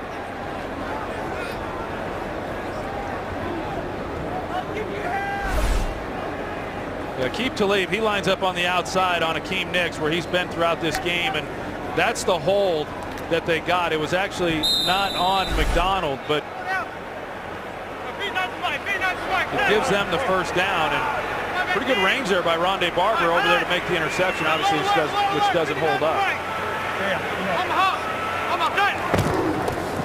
Late handoff, Andre Brown, and he goes forward for 3. You can call ** NFL to download NFL Mobile now and get coverage of every NFL game. Second and 7 for the Giants, under 5 to go, third quarter. New York down 14.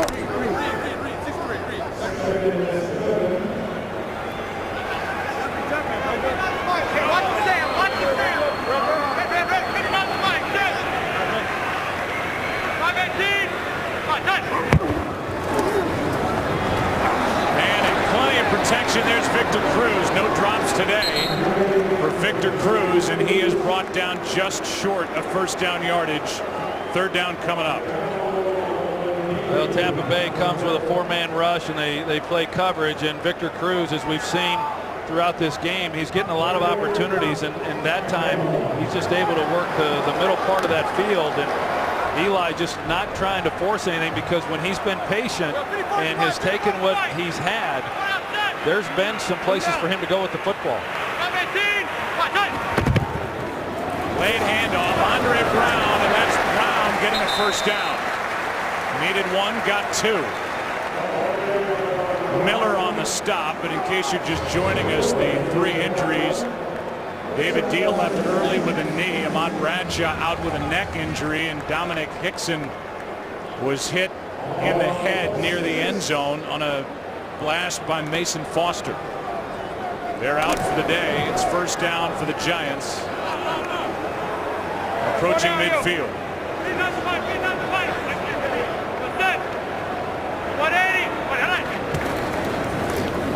They fake it to Brown. Manning down the sideline. Victor Cruz, and that's broken up. Rondé Barber got over there. Coverage by Brandon McDonald. And Barber just showed what he can do from the safety spot. Well, I mentioned earlier the range that he had on the interception that was nullified by the penalty, but he's clear on the other side of the field at the ball when the ball was snapped, and yet he's still able to get over the top and make a play on this ball. There's not many safeties in the league with that kind of speed and that kind of range. So even though he's in his 16th year and now having to make the transition to safety, doing a nice job, and Talib doing a little bit of a hold once again on Akeem Nicks, opposite of where that ball was thrown. On second down and 10, Nicks, and there's another flag. Talib did it again. Nix didn't see the flag. He walked right by it. Well, this has been the matchup all day long. Talib on Hakeem Nicks, and certainly contact. Pass interference, 25 defense. Ball in place, a spot foul, automatic first down. So instead of the 5-yard hold, it's pass interference, spot foul, and that will move the ball to the 38. 16-yard penalty on Talib. Well, you get the one-on-one. You want to take advantage of that. Certainly, Schiano would like to see Talib get a little bit of help on Nicks, but when you start doing that, you take the guy out of the box that helps in run support. So they're trying to mix it up and guess right with the calls being made by the Giants. Andre Brown again. He pushes the pile, then breaks free for a moment to the 30. Yeah, and you go coverage then on this first down call, and the Giants come back with a running play, and they hit it pretty good inside. 8-yard run by Andre Brown, who was coming off the field, now stays on. 2nd and 2. You know, this drive started with David Wilson in the backfield, but it was for that specific play, the misdirection. I thought maybe they were going to go with him, thinking he'd give him a little bit, more big play ability, but on 2nd down, they went with Andre Brown, and they've been going with him ever since. 2nd and 2. Manning with protection. That's Nicks. And he sits down just inside the 20, a gain of 10. And again, no problem moving it, but the Giants need to get it into the end zone. Here's the completion to number 88, who's been busy. He sure has, and this time Eli waits for Levante David, the linebacker, waits for him to clear the passing lane, and then Nicks get into it, so he's got a clear window to put the ball on him. He has the one Giants touchdown, Nicks, and a 114-yard day so far. Ball comes out. Andre Brown just picks it up and turns it into a positive play. A gain of 1 as Manning came out from under center without the ball.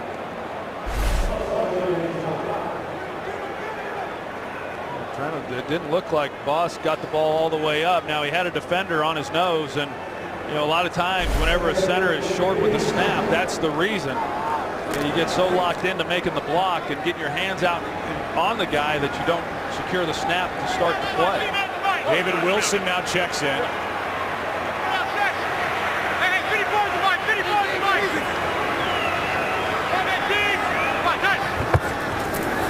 11th play of this drive. End zone. Bennett out of his reach. And he's covered by the rookie safety Mark Barron. Now 3rd down.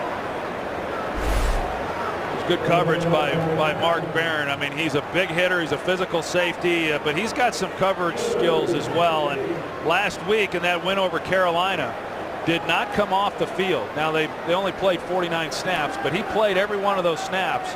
And I don't know that he's come off the field in this game either. I haven't seen him off. 7th overall pick out of Alabama.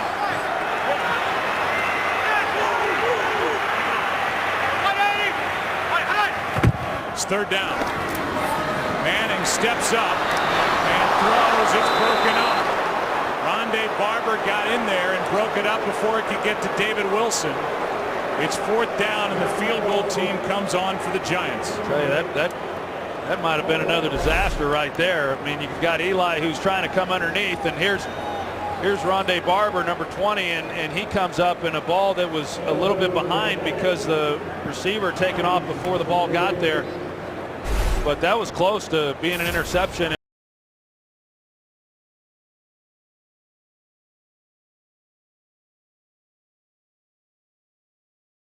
This one good from 36.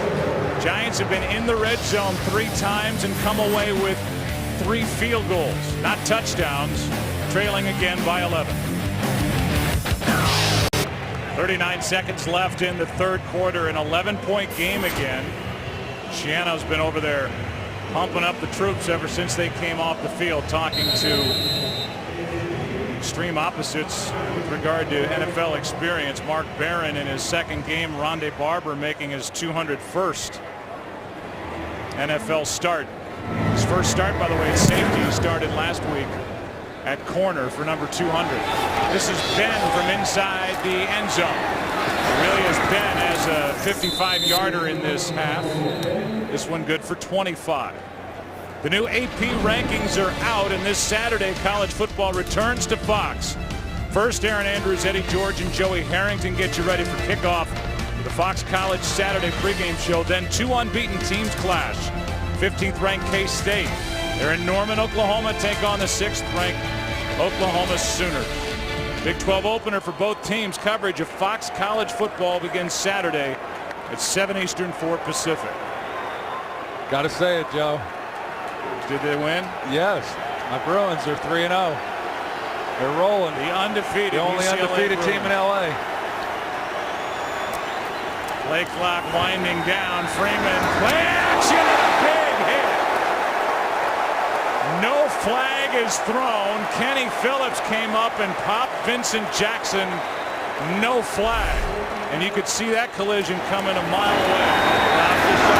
No flag. I mean, that's how do you not throw a flag on that call? I mean, Kenny Phillips is coming in, and it's shoulder pad or helmet. I mean, it's definitely to the head.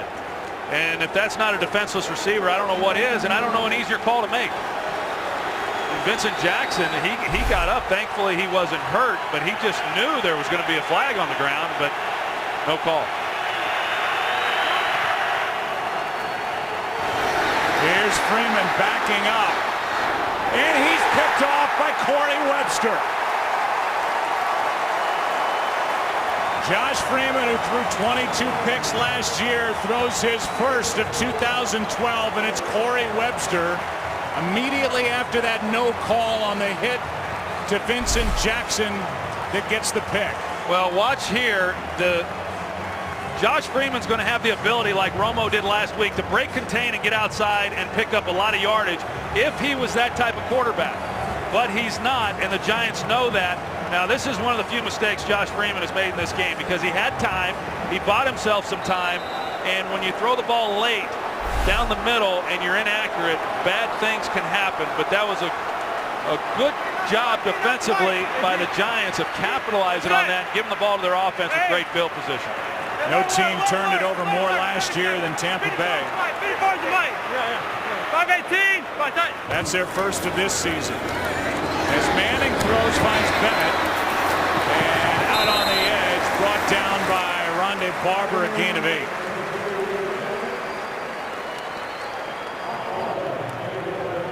So Martellus Bennett makes that catch, good for 8, and that's the end of 3. 27-16.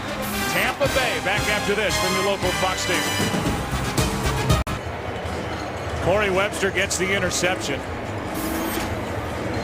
The Giants completed a ball to Martellus Bennett, and we've seen Eric Wright, who got that hit right in his back by Henry Hynoski last time the Giants had it at the start of that last possession. And the big free agent pickup that the Tampa Bay Bucs brought in to help out on the outside is still on the sideline. Tampa Bay just turned it over for the first time in this game. Giants have done that 3 times. New York with a football inside the 30 at the 28, down by 11 as we start the 4th. We had Eric LeGrand in our booth. What an inspirational young man. We showed you the moment before kickoff today during the coin flip. He has a new book called Believe coming out September 25th. A man who played football at Rutgers. Here is Brown. Gets to the edge. Barron pulls him down out of bounds. No flag at the end of it. A gain of 9 and a first down. Well, they very easily could have called Mark Barron there at the end of that play. Andre Brown was well out of bounds. So Barron comes in, he's got a hold of him now, but he's clearly out of bounds. He's almost into the green part of that out of bounds area and still throws Brown to the ground, but they don't throw the flag there on that play either. But I tell you, Brown has really given this offense a little something within the running game.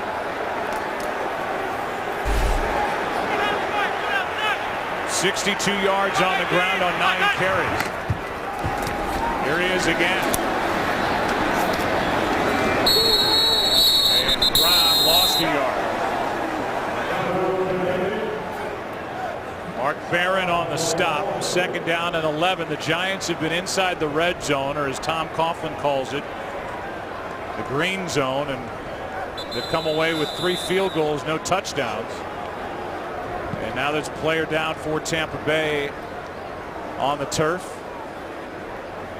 That is Mason Foster, starting middle linebacker.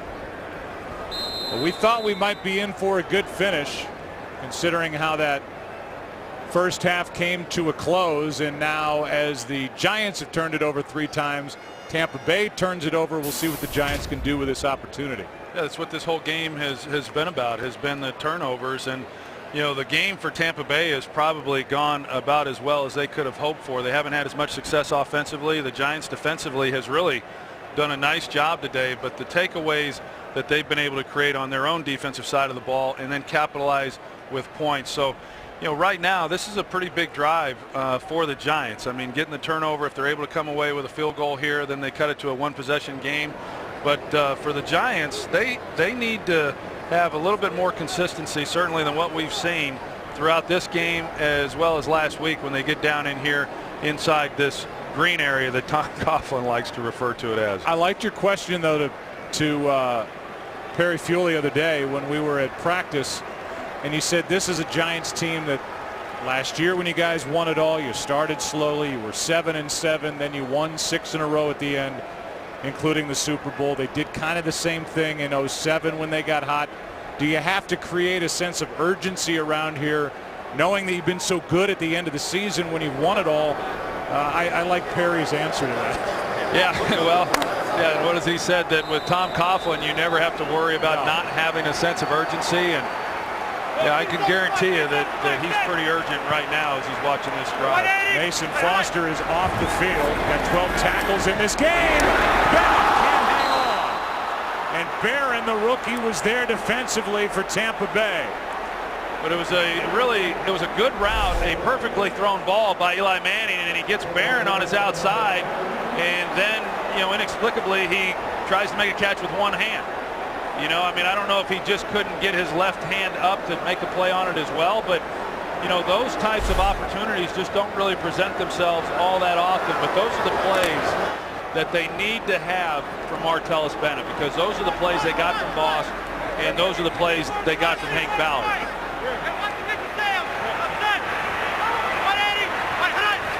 Now 3rd down and 11. Blitz, pass, caught. That's Nix. Dragged to the ground by Talib, and Nix has had a huge day. Good for 14 on 3rd and 11. Well, I think Aqib Talib's going to hope he never has to see number 88 again, because he's gotten a heavy dose of him all afternoon, and Nix has had a nice afternoon against him. And here you are, 3rd and long, and they go with the slant, and they complete it. Whereas the Giants would have had to settle for a field goal on that possession had they been able to make the stop. 180. Play action, wide open, but that one behind and tipped. Victor Cruz, the intended target, and Eli would love to have that one back because Cruz was left alone. Yeah, Adam Hayward, 57, is the one who comes back off the line and gets a hand on it, because, yeah, Cruz was wide open right over the ball. Now 2nd and goal.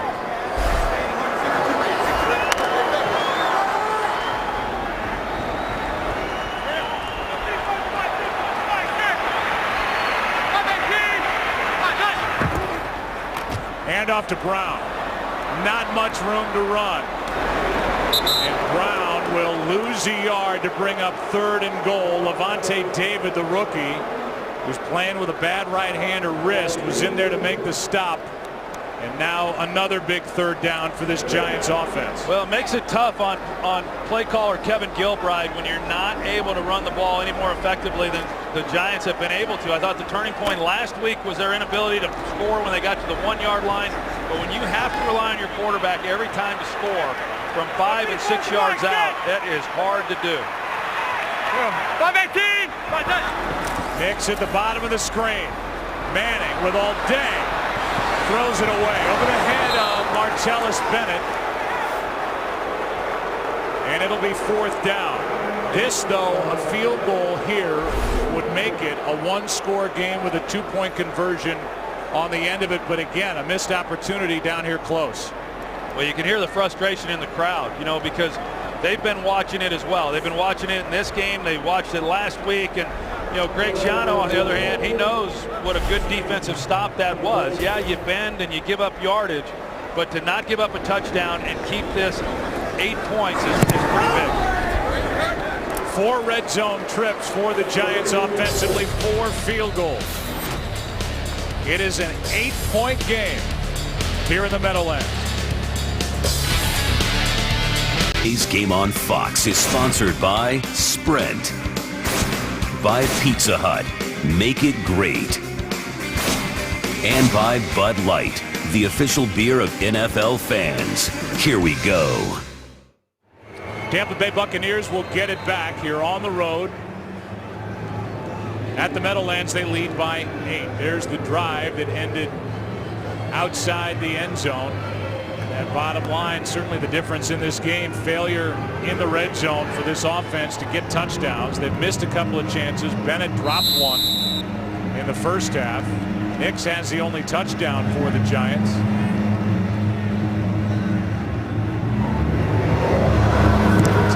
Kicks it away, hangs it high, and there will be a return. Ben. Aurelius Ben. Brought down by Michael Coe. A return of 19 yards. Josh Freeman, fresh off the pick. Back to work, up 8.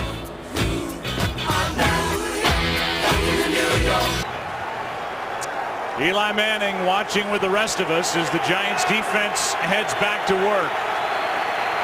Tampa Bay with the ball up by 8, starting at their own 26. They run it on first down. Doug Martin over the right side gets 2. We look ahead to our NFL on Fox schedule next week. Week 3, the Bucs will be in the Dallas area.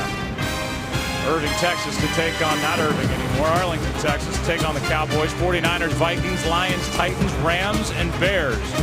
That's early, late. Eagles, Cardinals, Falcons, Chargers. All starts with a Built Ford Tough Box NFL Sunday pregame show at noon Eastern, 9 a.m. Pacific. Second down and 8.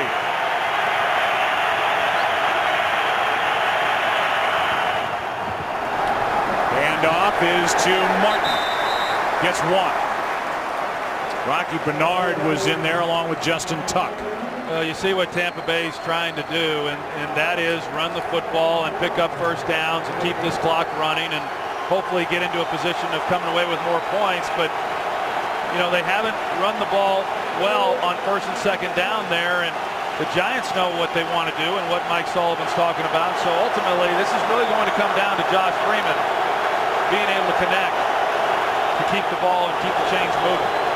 1 for 7 on third down are the Bucs. 4-man rush. Buccaneers pick it up. Freeman's got all day. Finds a man. That's Strotter for a first down. And there was no pressure on Josh Freeman on that third down throw. Well, across the board, first of all, they secure Jason Pierre-Paul and they don't let him get there. They only rush 4 guys. The Giants, they send Jaquan Williams down deep down the middle of the field. He's playing deep safety back here, but because there's no pressure, then it becomes like sandlot football, and it's just about a receiver being able to create separation and then Freeman finding him, and he's able to, and that's a big third down conversion for this Tampa offense. 14 yards on 3rd and 7. DeMar Dotson's done a nice job out at right tackle. Blackburn in on the stop. He wasn't alone. Doug Martin over the right side gets 3. Yeah, I wouldn't be surprised if Tampa Bay, plays every down like they did on the previous 3 downs, and that is run it on first down, either run it on second down or a real high percentage pass where they know the clock will keep running, and then pick it up on third down. But that's kind of the style that this Tampa team has shown here in the early going last week and then again here today. And Greg Schiano looks like he's getting himself a migraine as he sees this thing unfold. 2nd and 7, play clock down to 2.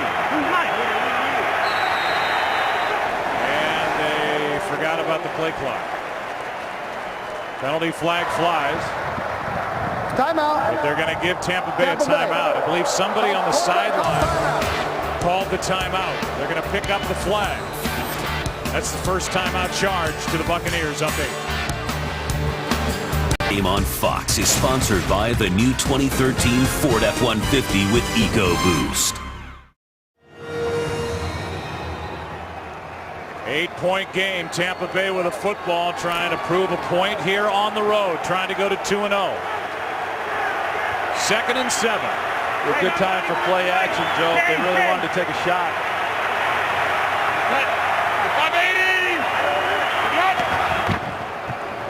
Instead, they play it straight. Martin slides down. Jaquan Williams there to help on the stop. Linval Joseph, a loss of 1. Let's go for a game break. Here's Kurt. Well, the New England Patriots a perfect 10-0 in home openers at Gillette, but Kevin Cobb in Arizona putting that in jeopardy. His touchdown puts them up 20-9 midway through the fourth quarter. Joe, Troy, and Pam, a lot of people in the survivor pool are a little nervous right now. I would say there's the day for Cobb. And here it's 3rd down and 8. Another big 3rd down for these two sides in a one-score game.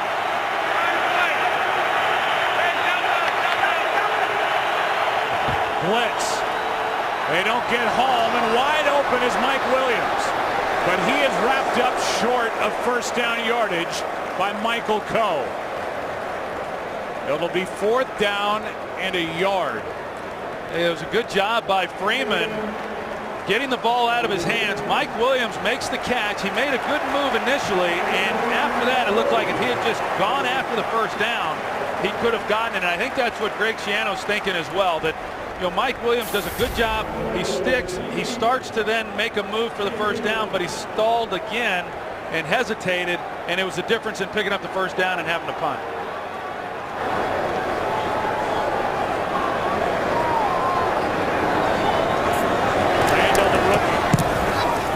For the punt, end over end, fair catch. Reuben hauls it in at the 12. That's where the Giants will start. Mike Williams with that move tried to pick up the first down, a yard shy. Schiano didn't like it, says go punt it. Giants have it, down 8.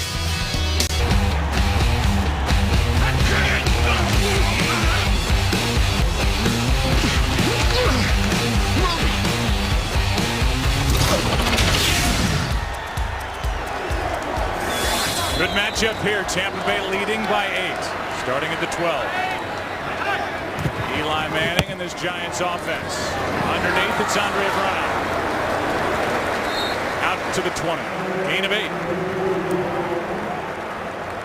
Eric Wright, when this drive started and on that first play, was just coming back out onto the field after getting hit in the back by Hynoski 2 possessions ago. So he's on the sideline. Mason Foster, who left with cramps, is back out there defensively for the Bucs. It's 2nd and 2. Pass is caught by Nix. And now incomplete.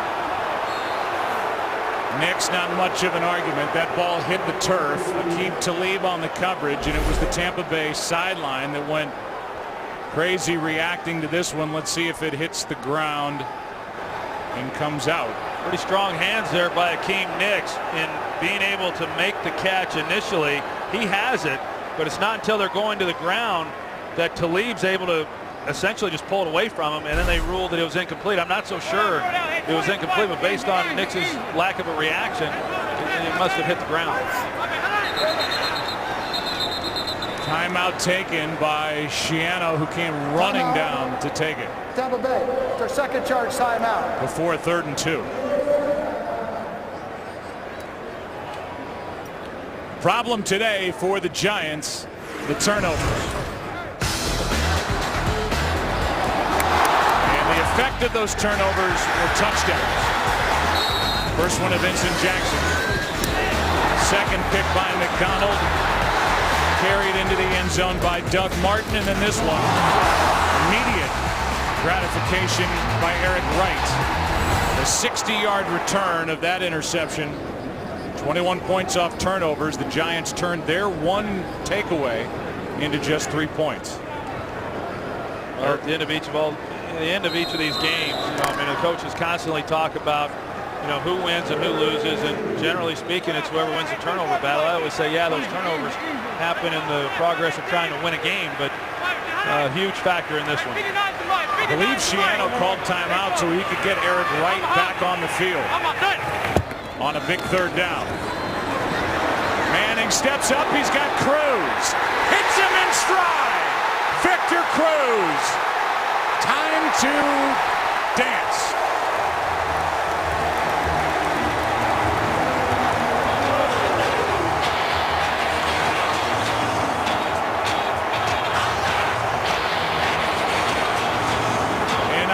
His late grandma, his beloved abuela, Lucy Molina, who taught him that salsa dance when they were listening to the late Tito Puente. And his grandmother passed away this week. And now in this 2-point game, after that 80-yard touchdown completion to number 80, Victor Cruz has had a nice day. 11 catches, 179 yards. Now the touchdown, the 2-point try, and an attempt to tie it.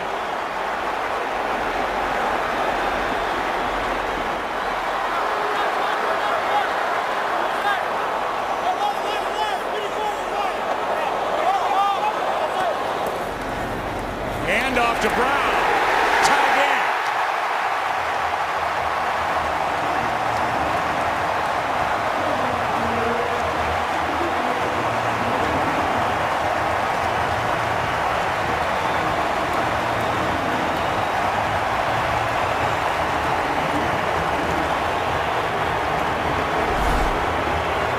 They're going to bring the blitz off the edge here from Eric Wright. So that puts Rondé Barber in man-to-man coverage on Victor Cruz. Now, I think Rondé Barber, 16th year in the league, he's expecting Cruz to just go to the first down and turn around. So he's expecting a curl route in front of him. He sits on the route. Cruz runs by him, and there's just nobody there. So Barber gets caught guessing, and a good call by Kevin Gilbride in this New York Giants offense. And what a perfect throw from Eli Manning, who's thrown the interceptions, but he dropped this one right into the arms of Victor Cruz. Number 80, 480 yards. The 2-point conversion ties this game at 27. And after hearing about the drops all week, he had 3 against Dallas. He's in. And then Andre Brown is in, plowing ahead, and Eli Manning, despite the frustrating first half, has got his team back even with Tampa Bay. That's got to feel awfully good for Victor Cruz after a disappointing opening night with 3 drops. He has sure responded here this afternoon. Another one that hangs high, so a return for Ben. And Aurelius Ben gets hit and hit hard. Play made by Paysinger.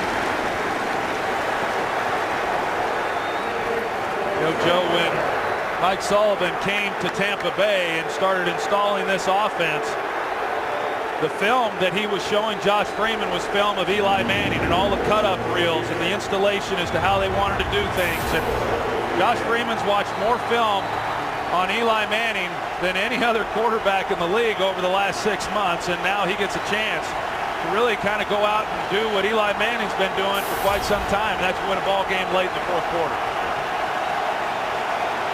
This place is alive on first down for Tampa Bay.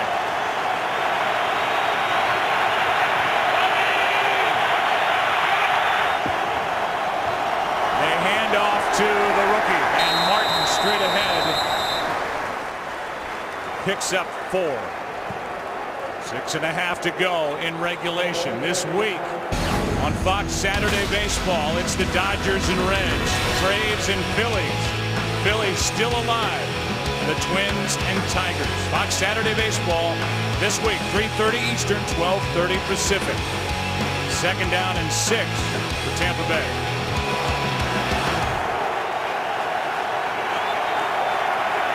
So they got a running formation. I still think play action off something like this should give them a chance down the field. Here's a blitz. Freeman throws, and this one is underthrown. That was the rookie, Jaron Hosley, out there covering Vincent Jackson. Now it's 3rd and 6. You can see the Giants, they're all coming. This is really more of a run blitz than it is necessarily trying to come after the quarterback, but yet they're able to get pressure on Josh Freeman. And when the ball came out, I mean, Vincent Jackson was well down the field, and fortunately for Tampa Bay, the ball was out of bounds, because otherwise that would have been easily intercepted. 3rd down and 6.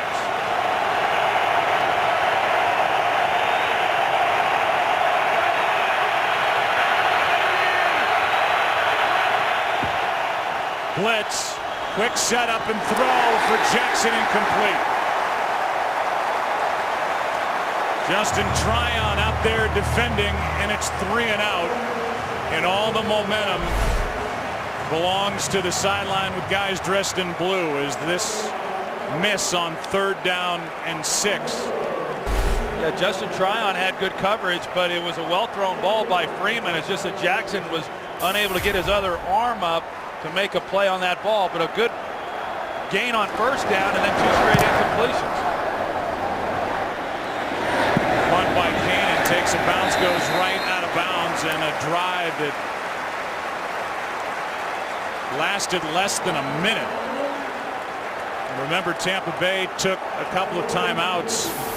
They only have 1 remaining. The Giants all 3, and now you've got Eli Manning in a spot where the game's in his hands. And certainly last year and before last year, he proved this is somebody that makes a defense worry. That when it's in number 10's hands and the game's on the line, he knows how to win it. Guy's got ice water running through his veins. I mean, he's really amazing. I mean, he's obviously a great player, but like all great quarterbacks, he's exceptionally good here in these stages of a game. He's got 20 career game-winning drives, and he floats this one for Nix. A hand on him, then that extra hit at the end by Barron, and Nix is slow to get up.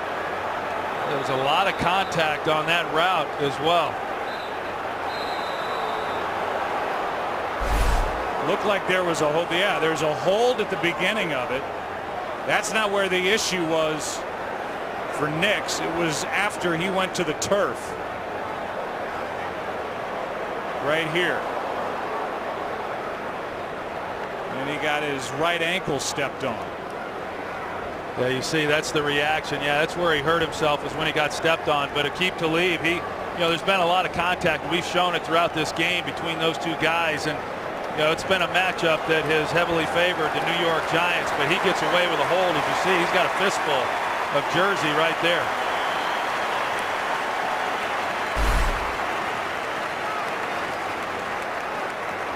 So Nix able to get to the sideline.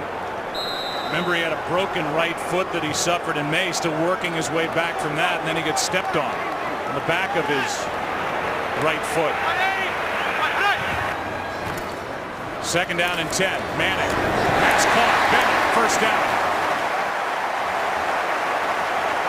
14-yard completion to Martellus Bennett, who has been anything but a sure thing on the other end of these passes from Manning. No, but that was big because Tampa Bay gave help on the outside, and so coverage dictated that Eli come back to the middle, and Bennett has to win, and he does, and he makes the play, and it's a 1st down.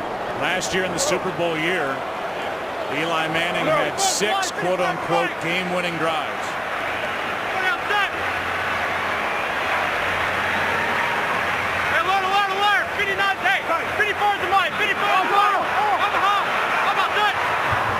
Blitz coming from Rondé Barber. Manning throws and finds Nix right back into the action, adding to his big day. You got Brandon McDonald, who's lined up on Nix, who was just signed in late August, and Nix has done so much as far as releasing to the outside and getting the big play down the field that this time he runs the slant. McDonald's anticipating an outside release. He jumps outside and completely opens up the throwing lane on the slant. He was out there on an island. There was no safety help given to him whatsoever. 400-yard passing day for Eli Manning.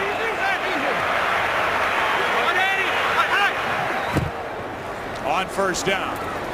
Manning steps up, floats it for Bennett. The catch. The touchdown.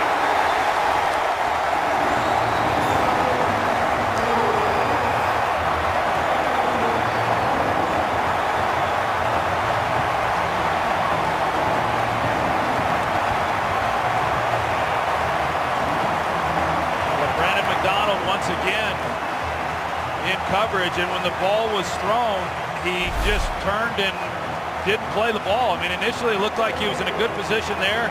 The ball's thrown and he turns and tries to find the receiver as opposed to turning and continuing to play the ball in flight. Bennett is 6'6". McDonald is 5'10". And it's a 7-point lead. Eli Manning, who last year threw 15 touchdown passes in the fourth quarter, which was an NFL record, has 2 today against Tampa Bay.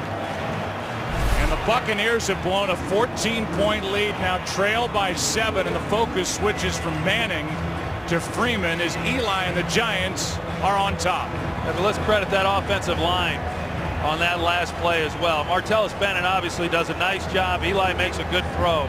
But for an offensive line that really has had to shuffle things from preseason on, you know, they're at left tackle when they had to play Sean Locklear because Will Beatty was unable to play, and then they have Dave Deal go down and they got to shuffle everybody again, and there was a lot of protection there inside for Eli Manning to have time to come back to Martellus Bennett. They showed that they were going to throw a quick wide receiver screen to the left side of the field. And Eli didn't like the way that it looked, so he got off of it, and he then has to locate what's happening down the field, and without protection, he's not able to do that.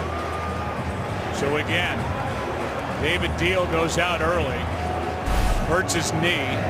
They shift Sean Locklear out to right tackle. Beatty takes over at left tackle. And look at a career-high 436 yards passing for Eli Manning, and now the touchdowns equal the interceptions. A 3-interception first half, and that is long since forgotten now, with the Giants up 7 under 4 to play, and it's on Josh Freeman now, the 4th-year pro out of K-State, first-round pick in 09 to bring Tampa Bay back.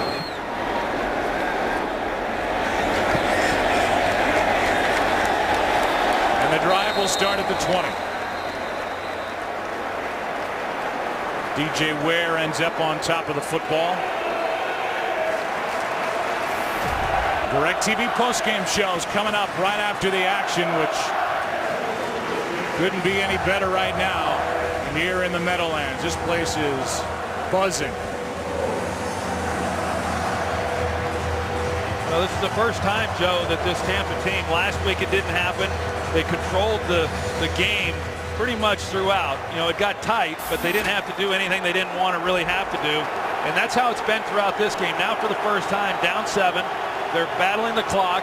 1 timeout. I mean, they're going to have to get out of their comfort zone and do some things throwing the football with Freeman that they would have preferred not to have had to do.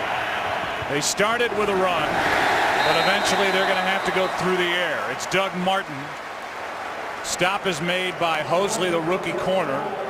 A gain of 3, and the Giants have outscored Tampa Bay 21-zip over the last 11 minutes 40 seconds and lead by 7. And only 1 timeout remaining for Tampa Bay.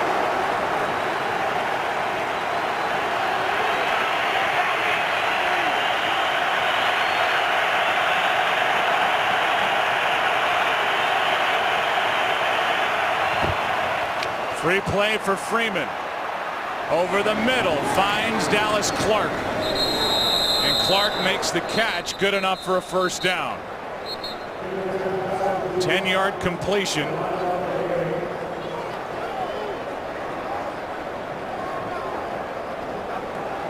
The Giants at the beginning. Offside, 91. Penalty been declined. Results of play, first down. It's Tuck, who came across early, so a free play. Well, there's time on the clock, clearly, Joe, with 3 minutes and 12 seconds, but they can't burn as much time off the clock as they did in between first and second down there. They've got, if they're going to huddle, which they can still do, there's got to be more urgency than what they showed on that last possession, or the last snap.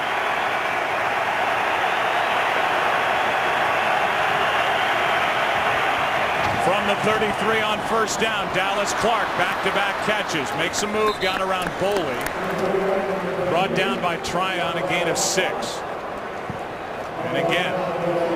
Well, you know, they don't want to rush too much, but at the same time, what you don't want to see with Tampa Bay is that if they're able to keep this drive going, that it then gets down to where they're rushed for time, because that doesn't have to be the case.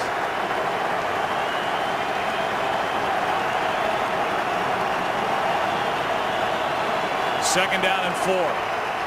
Four-man rush, pass caught by Clark. He's got 3 in a row.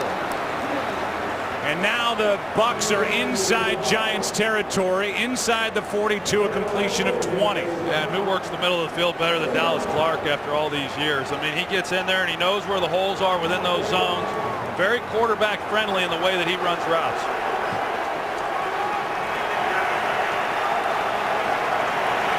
Coming up on the 2-minute warning.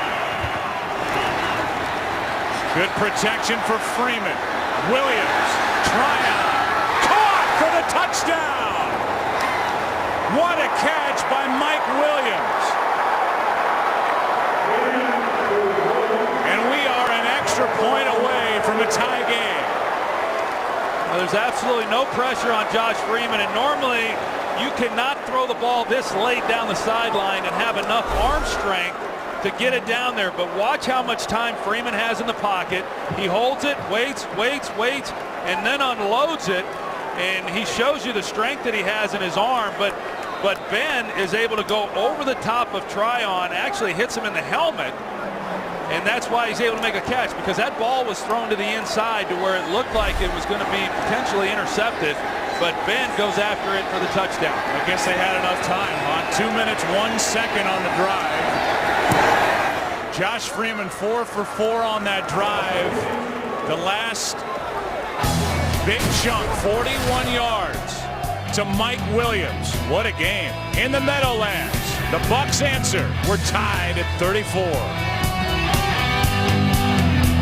Tampa Bay Buccaneers only had 84 yards the entire second half before that 80-yard drive.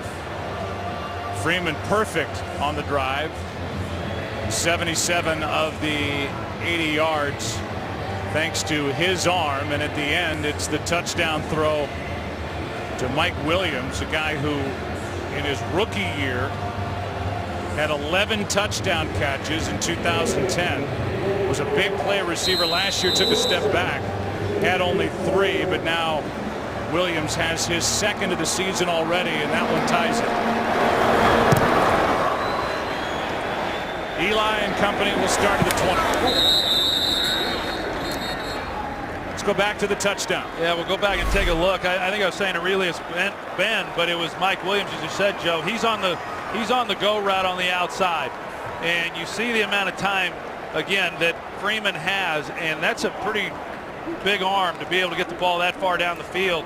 But the effort that Williams has in going after it, now it just goes off his helmet, so he didn't catch it cleanly. But a game that's just had a lot of big plays on the outside by these wide receivers. So now Manning.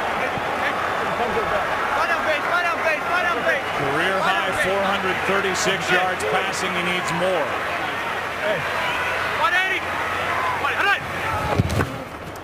Just a 3-man rush. Down the sideline, Barton left wide open. And Ramsey's Barton with a completion out to the 44, a 24-yard completion from Eli Manning. If you're just joining us, this game has now gone back and forth lately, a game that had been dominated by Tampa Bay. Buccaneers at one point led by 14. Giants went ahead last time they had it. Now we'll have a false start. Tampa Bay and Josh Freeman answered with a 41-yarder to Mike Williams to tie it. False start, 75, offense. 5 yards, first down. That's Sean Locklear, who's now out at right tackle. And if you are joining us, he's there because David Deal is out with a knee injury that he suffered in the first half. Ahmad Bradshaw is out with a neck injury. Dominic Hickson for the Giants out with a head injury. It's 1st and 15 for New York. They have all 3 of their timeouts left.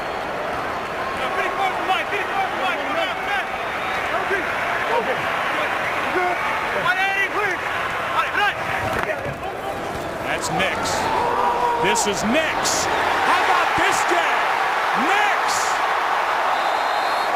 sets up the Giants with 1:20 to go. Working on Ahmad Black. First Talib, and he went right around him. Black on the stop to save the touchdown. Well, every time they've put Aqib Talib on Akeem without any help, the Giants have gone after him, and they've had a lot of success with it. And so Tampa Bay came up and showed immediately that they were going to be locked up one-on-one, and you knew where Eli Manning was going to go with the football. A timeout taken by the Giants, and now with Tampa Bay having only 1 timeout remaining, and they're looking at Nix. He has had a painful start to the year. The Giants can bleed down the clock and win their first game of the year. How about an 80-yarder to Victor Cruz, who did his salsa dance, and then Martellus Bennett. The touchdown by Cruz led to a 2-point conversion to tie it. Bennett put the Giants on top. Then it was Mike Williams from 41 yards out. Tampa Bay tied it. Now Eli Manning, who, as we mentioned, had 15 touchdown passes last year in the fourth quarter, an NFL record, has got 2 today. He's thrown for 510 yards as he continues to add to his career high, and 3 interceptions nobody cares about. Well, the Giants, if they want to, they can run this clock all the way down and not give the ball back to Tampa Bay and just kick a field goal and win the game. They hand off to Andre Brown, and he will slide down. Makes you think of Ahmad Bradshaw in this past Super Bowl. Well, that's what they want. That's what they wanted Ahmad Bradshaw to do in the past Super Bowl. He went ahead and scored, but yeah, you know, you look at it and you say, okay, are they going to run the ball one time and then just run this thing down and kick the field goal and go home? By the way, in case you're wondering, for the Giants, their franchise record most yards passing in the game, Phil Simms 513 back in 1985. Manning is 3 yards behind him in that. Well, we'll see. Handoff as they spread him out, and now it's Andre Brown going in for the touchdown. First in his career, and he showed something here today. Andre Brown stepping in for the injured Ahmad Bradshaw. Yeah, he really did, and he, you know, we'll see how long Ahmad Bradshaw may be on the shelf, but whether he comes back or not, this young man, Andre Brown, he's earned an opportunity to get more carries, certainly next week. And talk about guys who really did a great job. I mean, you mentioned it. Eli Manning, a tough first half, but to bounce back and do what he did doesn't surprise anybody. I mean, that's why he's won a couple Super Bowls and has carried this team here in recent years. And now the False start, 77. 5 yards. We'll retry the down. Kevin Booth guilty of a false start. Andre Brown did not go in on first down. He took it in on second down. So Tampa Bay will have 1 timeout. 31 seconds left on the clock. And Freeman at least will get the ball back in his hands with a big hill to climb. Down by 7. The big play on that last drive that set up the Andre Brown touchdown run was another one to Hakeem Nicks, who's got a 199-yard day. And he almost got in, then had to limp off. Still working his way, Troy, back from that broken right foot. Practicing only 1 day a week on Thursdays. Got stepped on earlier in this fourth quarter, and man, he's had some kind of day, and he's been right in the face of Aqib Talib since this thing was kicked off at 1 o'clock. Really a great game, and you know, as you said, Joe, the limited practice time that'll probably carry throughout the season. You know, those types of injuries are difficult to heal during the year, but as well as he played today, I think I'd give him a couple days off. Why not? That was a 50-yarder, by the way, to Hakeem Nicks. Mixed into the 199 on the day. Career high for Eli Manning. And the Giants with 605 total yards offensively for the franchise, their most in over 61 years. You know, the one thing about it, though, Joe, is even with, you know, just 30 seconds, 31 seconds, less than that after this kickoff, the Bucs are going to have an opportunity. And the Giants didn't have to give them that. Now, there's no guarantee that you make the field goal if that's what you settle for. But deciding to score down there, they now give Tampa Bay at least a chance to try to tie this thing up. This is DJ Ware. And the former Giant almost broke free. Antrell Roll was underneath there making the stop. 25 seconds remain in decent field position at their own 36.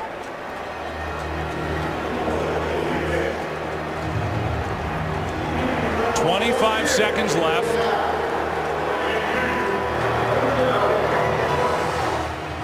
We welcome in yet another new audience. The New York Giants at one point, the Super Bowl champion Giants, trailed the Tampa Bay Buccaneers by 14 points. Eli Manning has had a brilliant second half, a 500-yard plus passing day, and he's got his Giants 25 seconds away from their first win of the season. Freeman throws and finds Jackson, who's able to make the catch and get out of bounds with 18 seconds left. That one good for 21 yards. Well, with that throw there and the arm that Josh Freeman has, I mean, if they can decide to do it here, but they're going to have an opportunity if they don't get sacked. They're going to have a chance now to take a shot into the end zone at some point here in the next play or two. Well, this obviously didn't have to happen. The Giants didn't need to score the touchdown as quickly as they did. Tampa Bay was letting them score on first down. Brown basically gave himself up but went in on second down.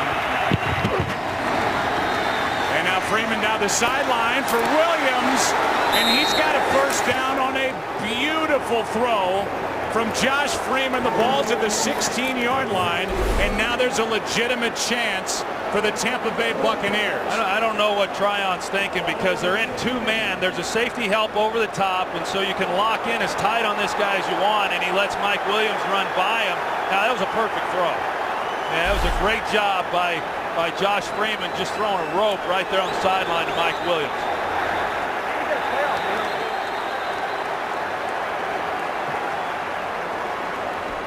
We'll take another look at it. The previous play is under review. As will the replay booth. Let's take another look.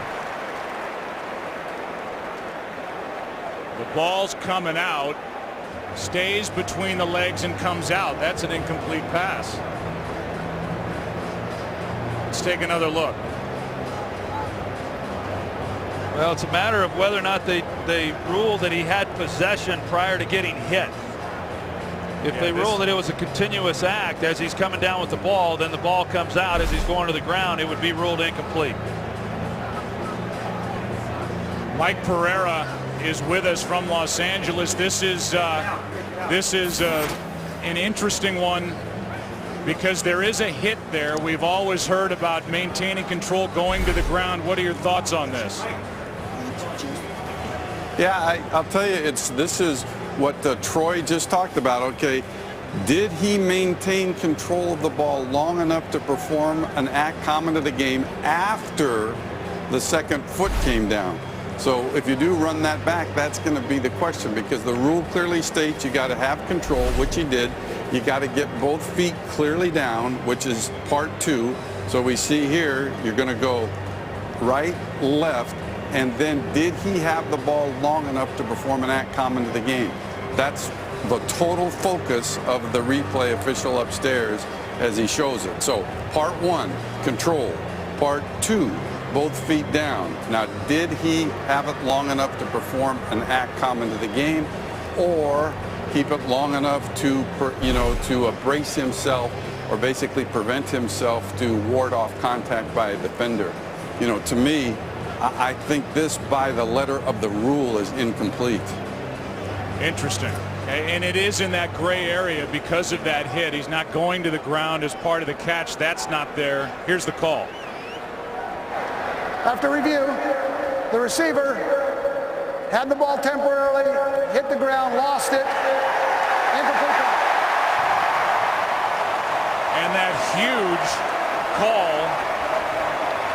as Jim Core gives the announcement. Going to the ground after that hit, not enough time, as you heard Mike Pereira say, to make a football act, an act common to the game of football after making the catch, getting both feet down, and that completion is taken off the board, and the ball goes back to the 45-yard line. So Mike Pereira, former head of NFL officials, made the call, and this group ends up agreeing with it. 12 seconds remain.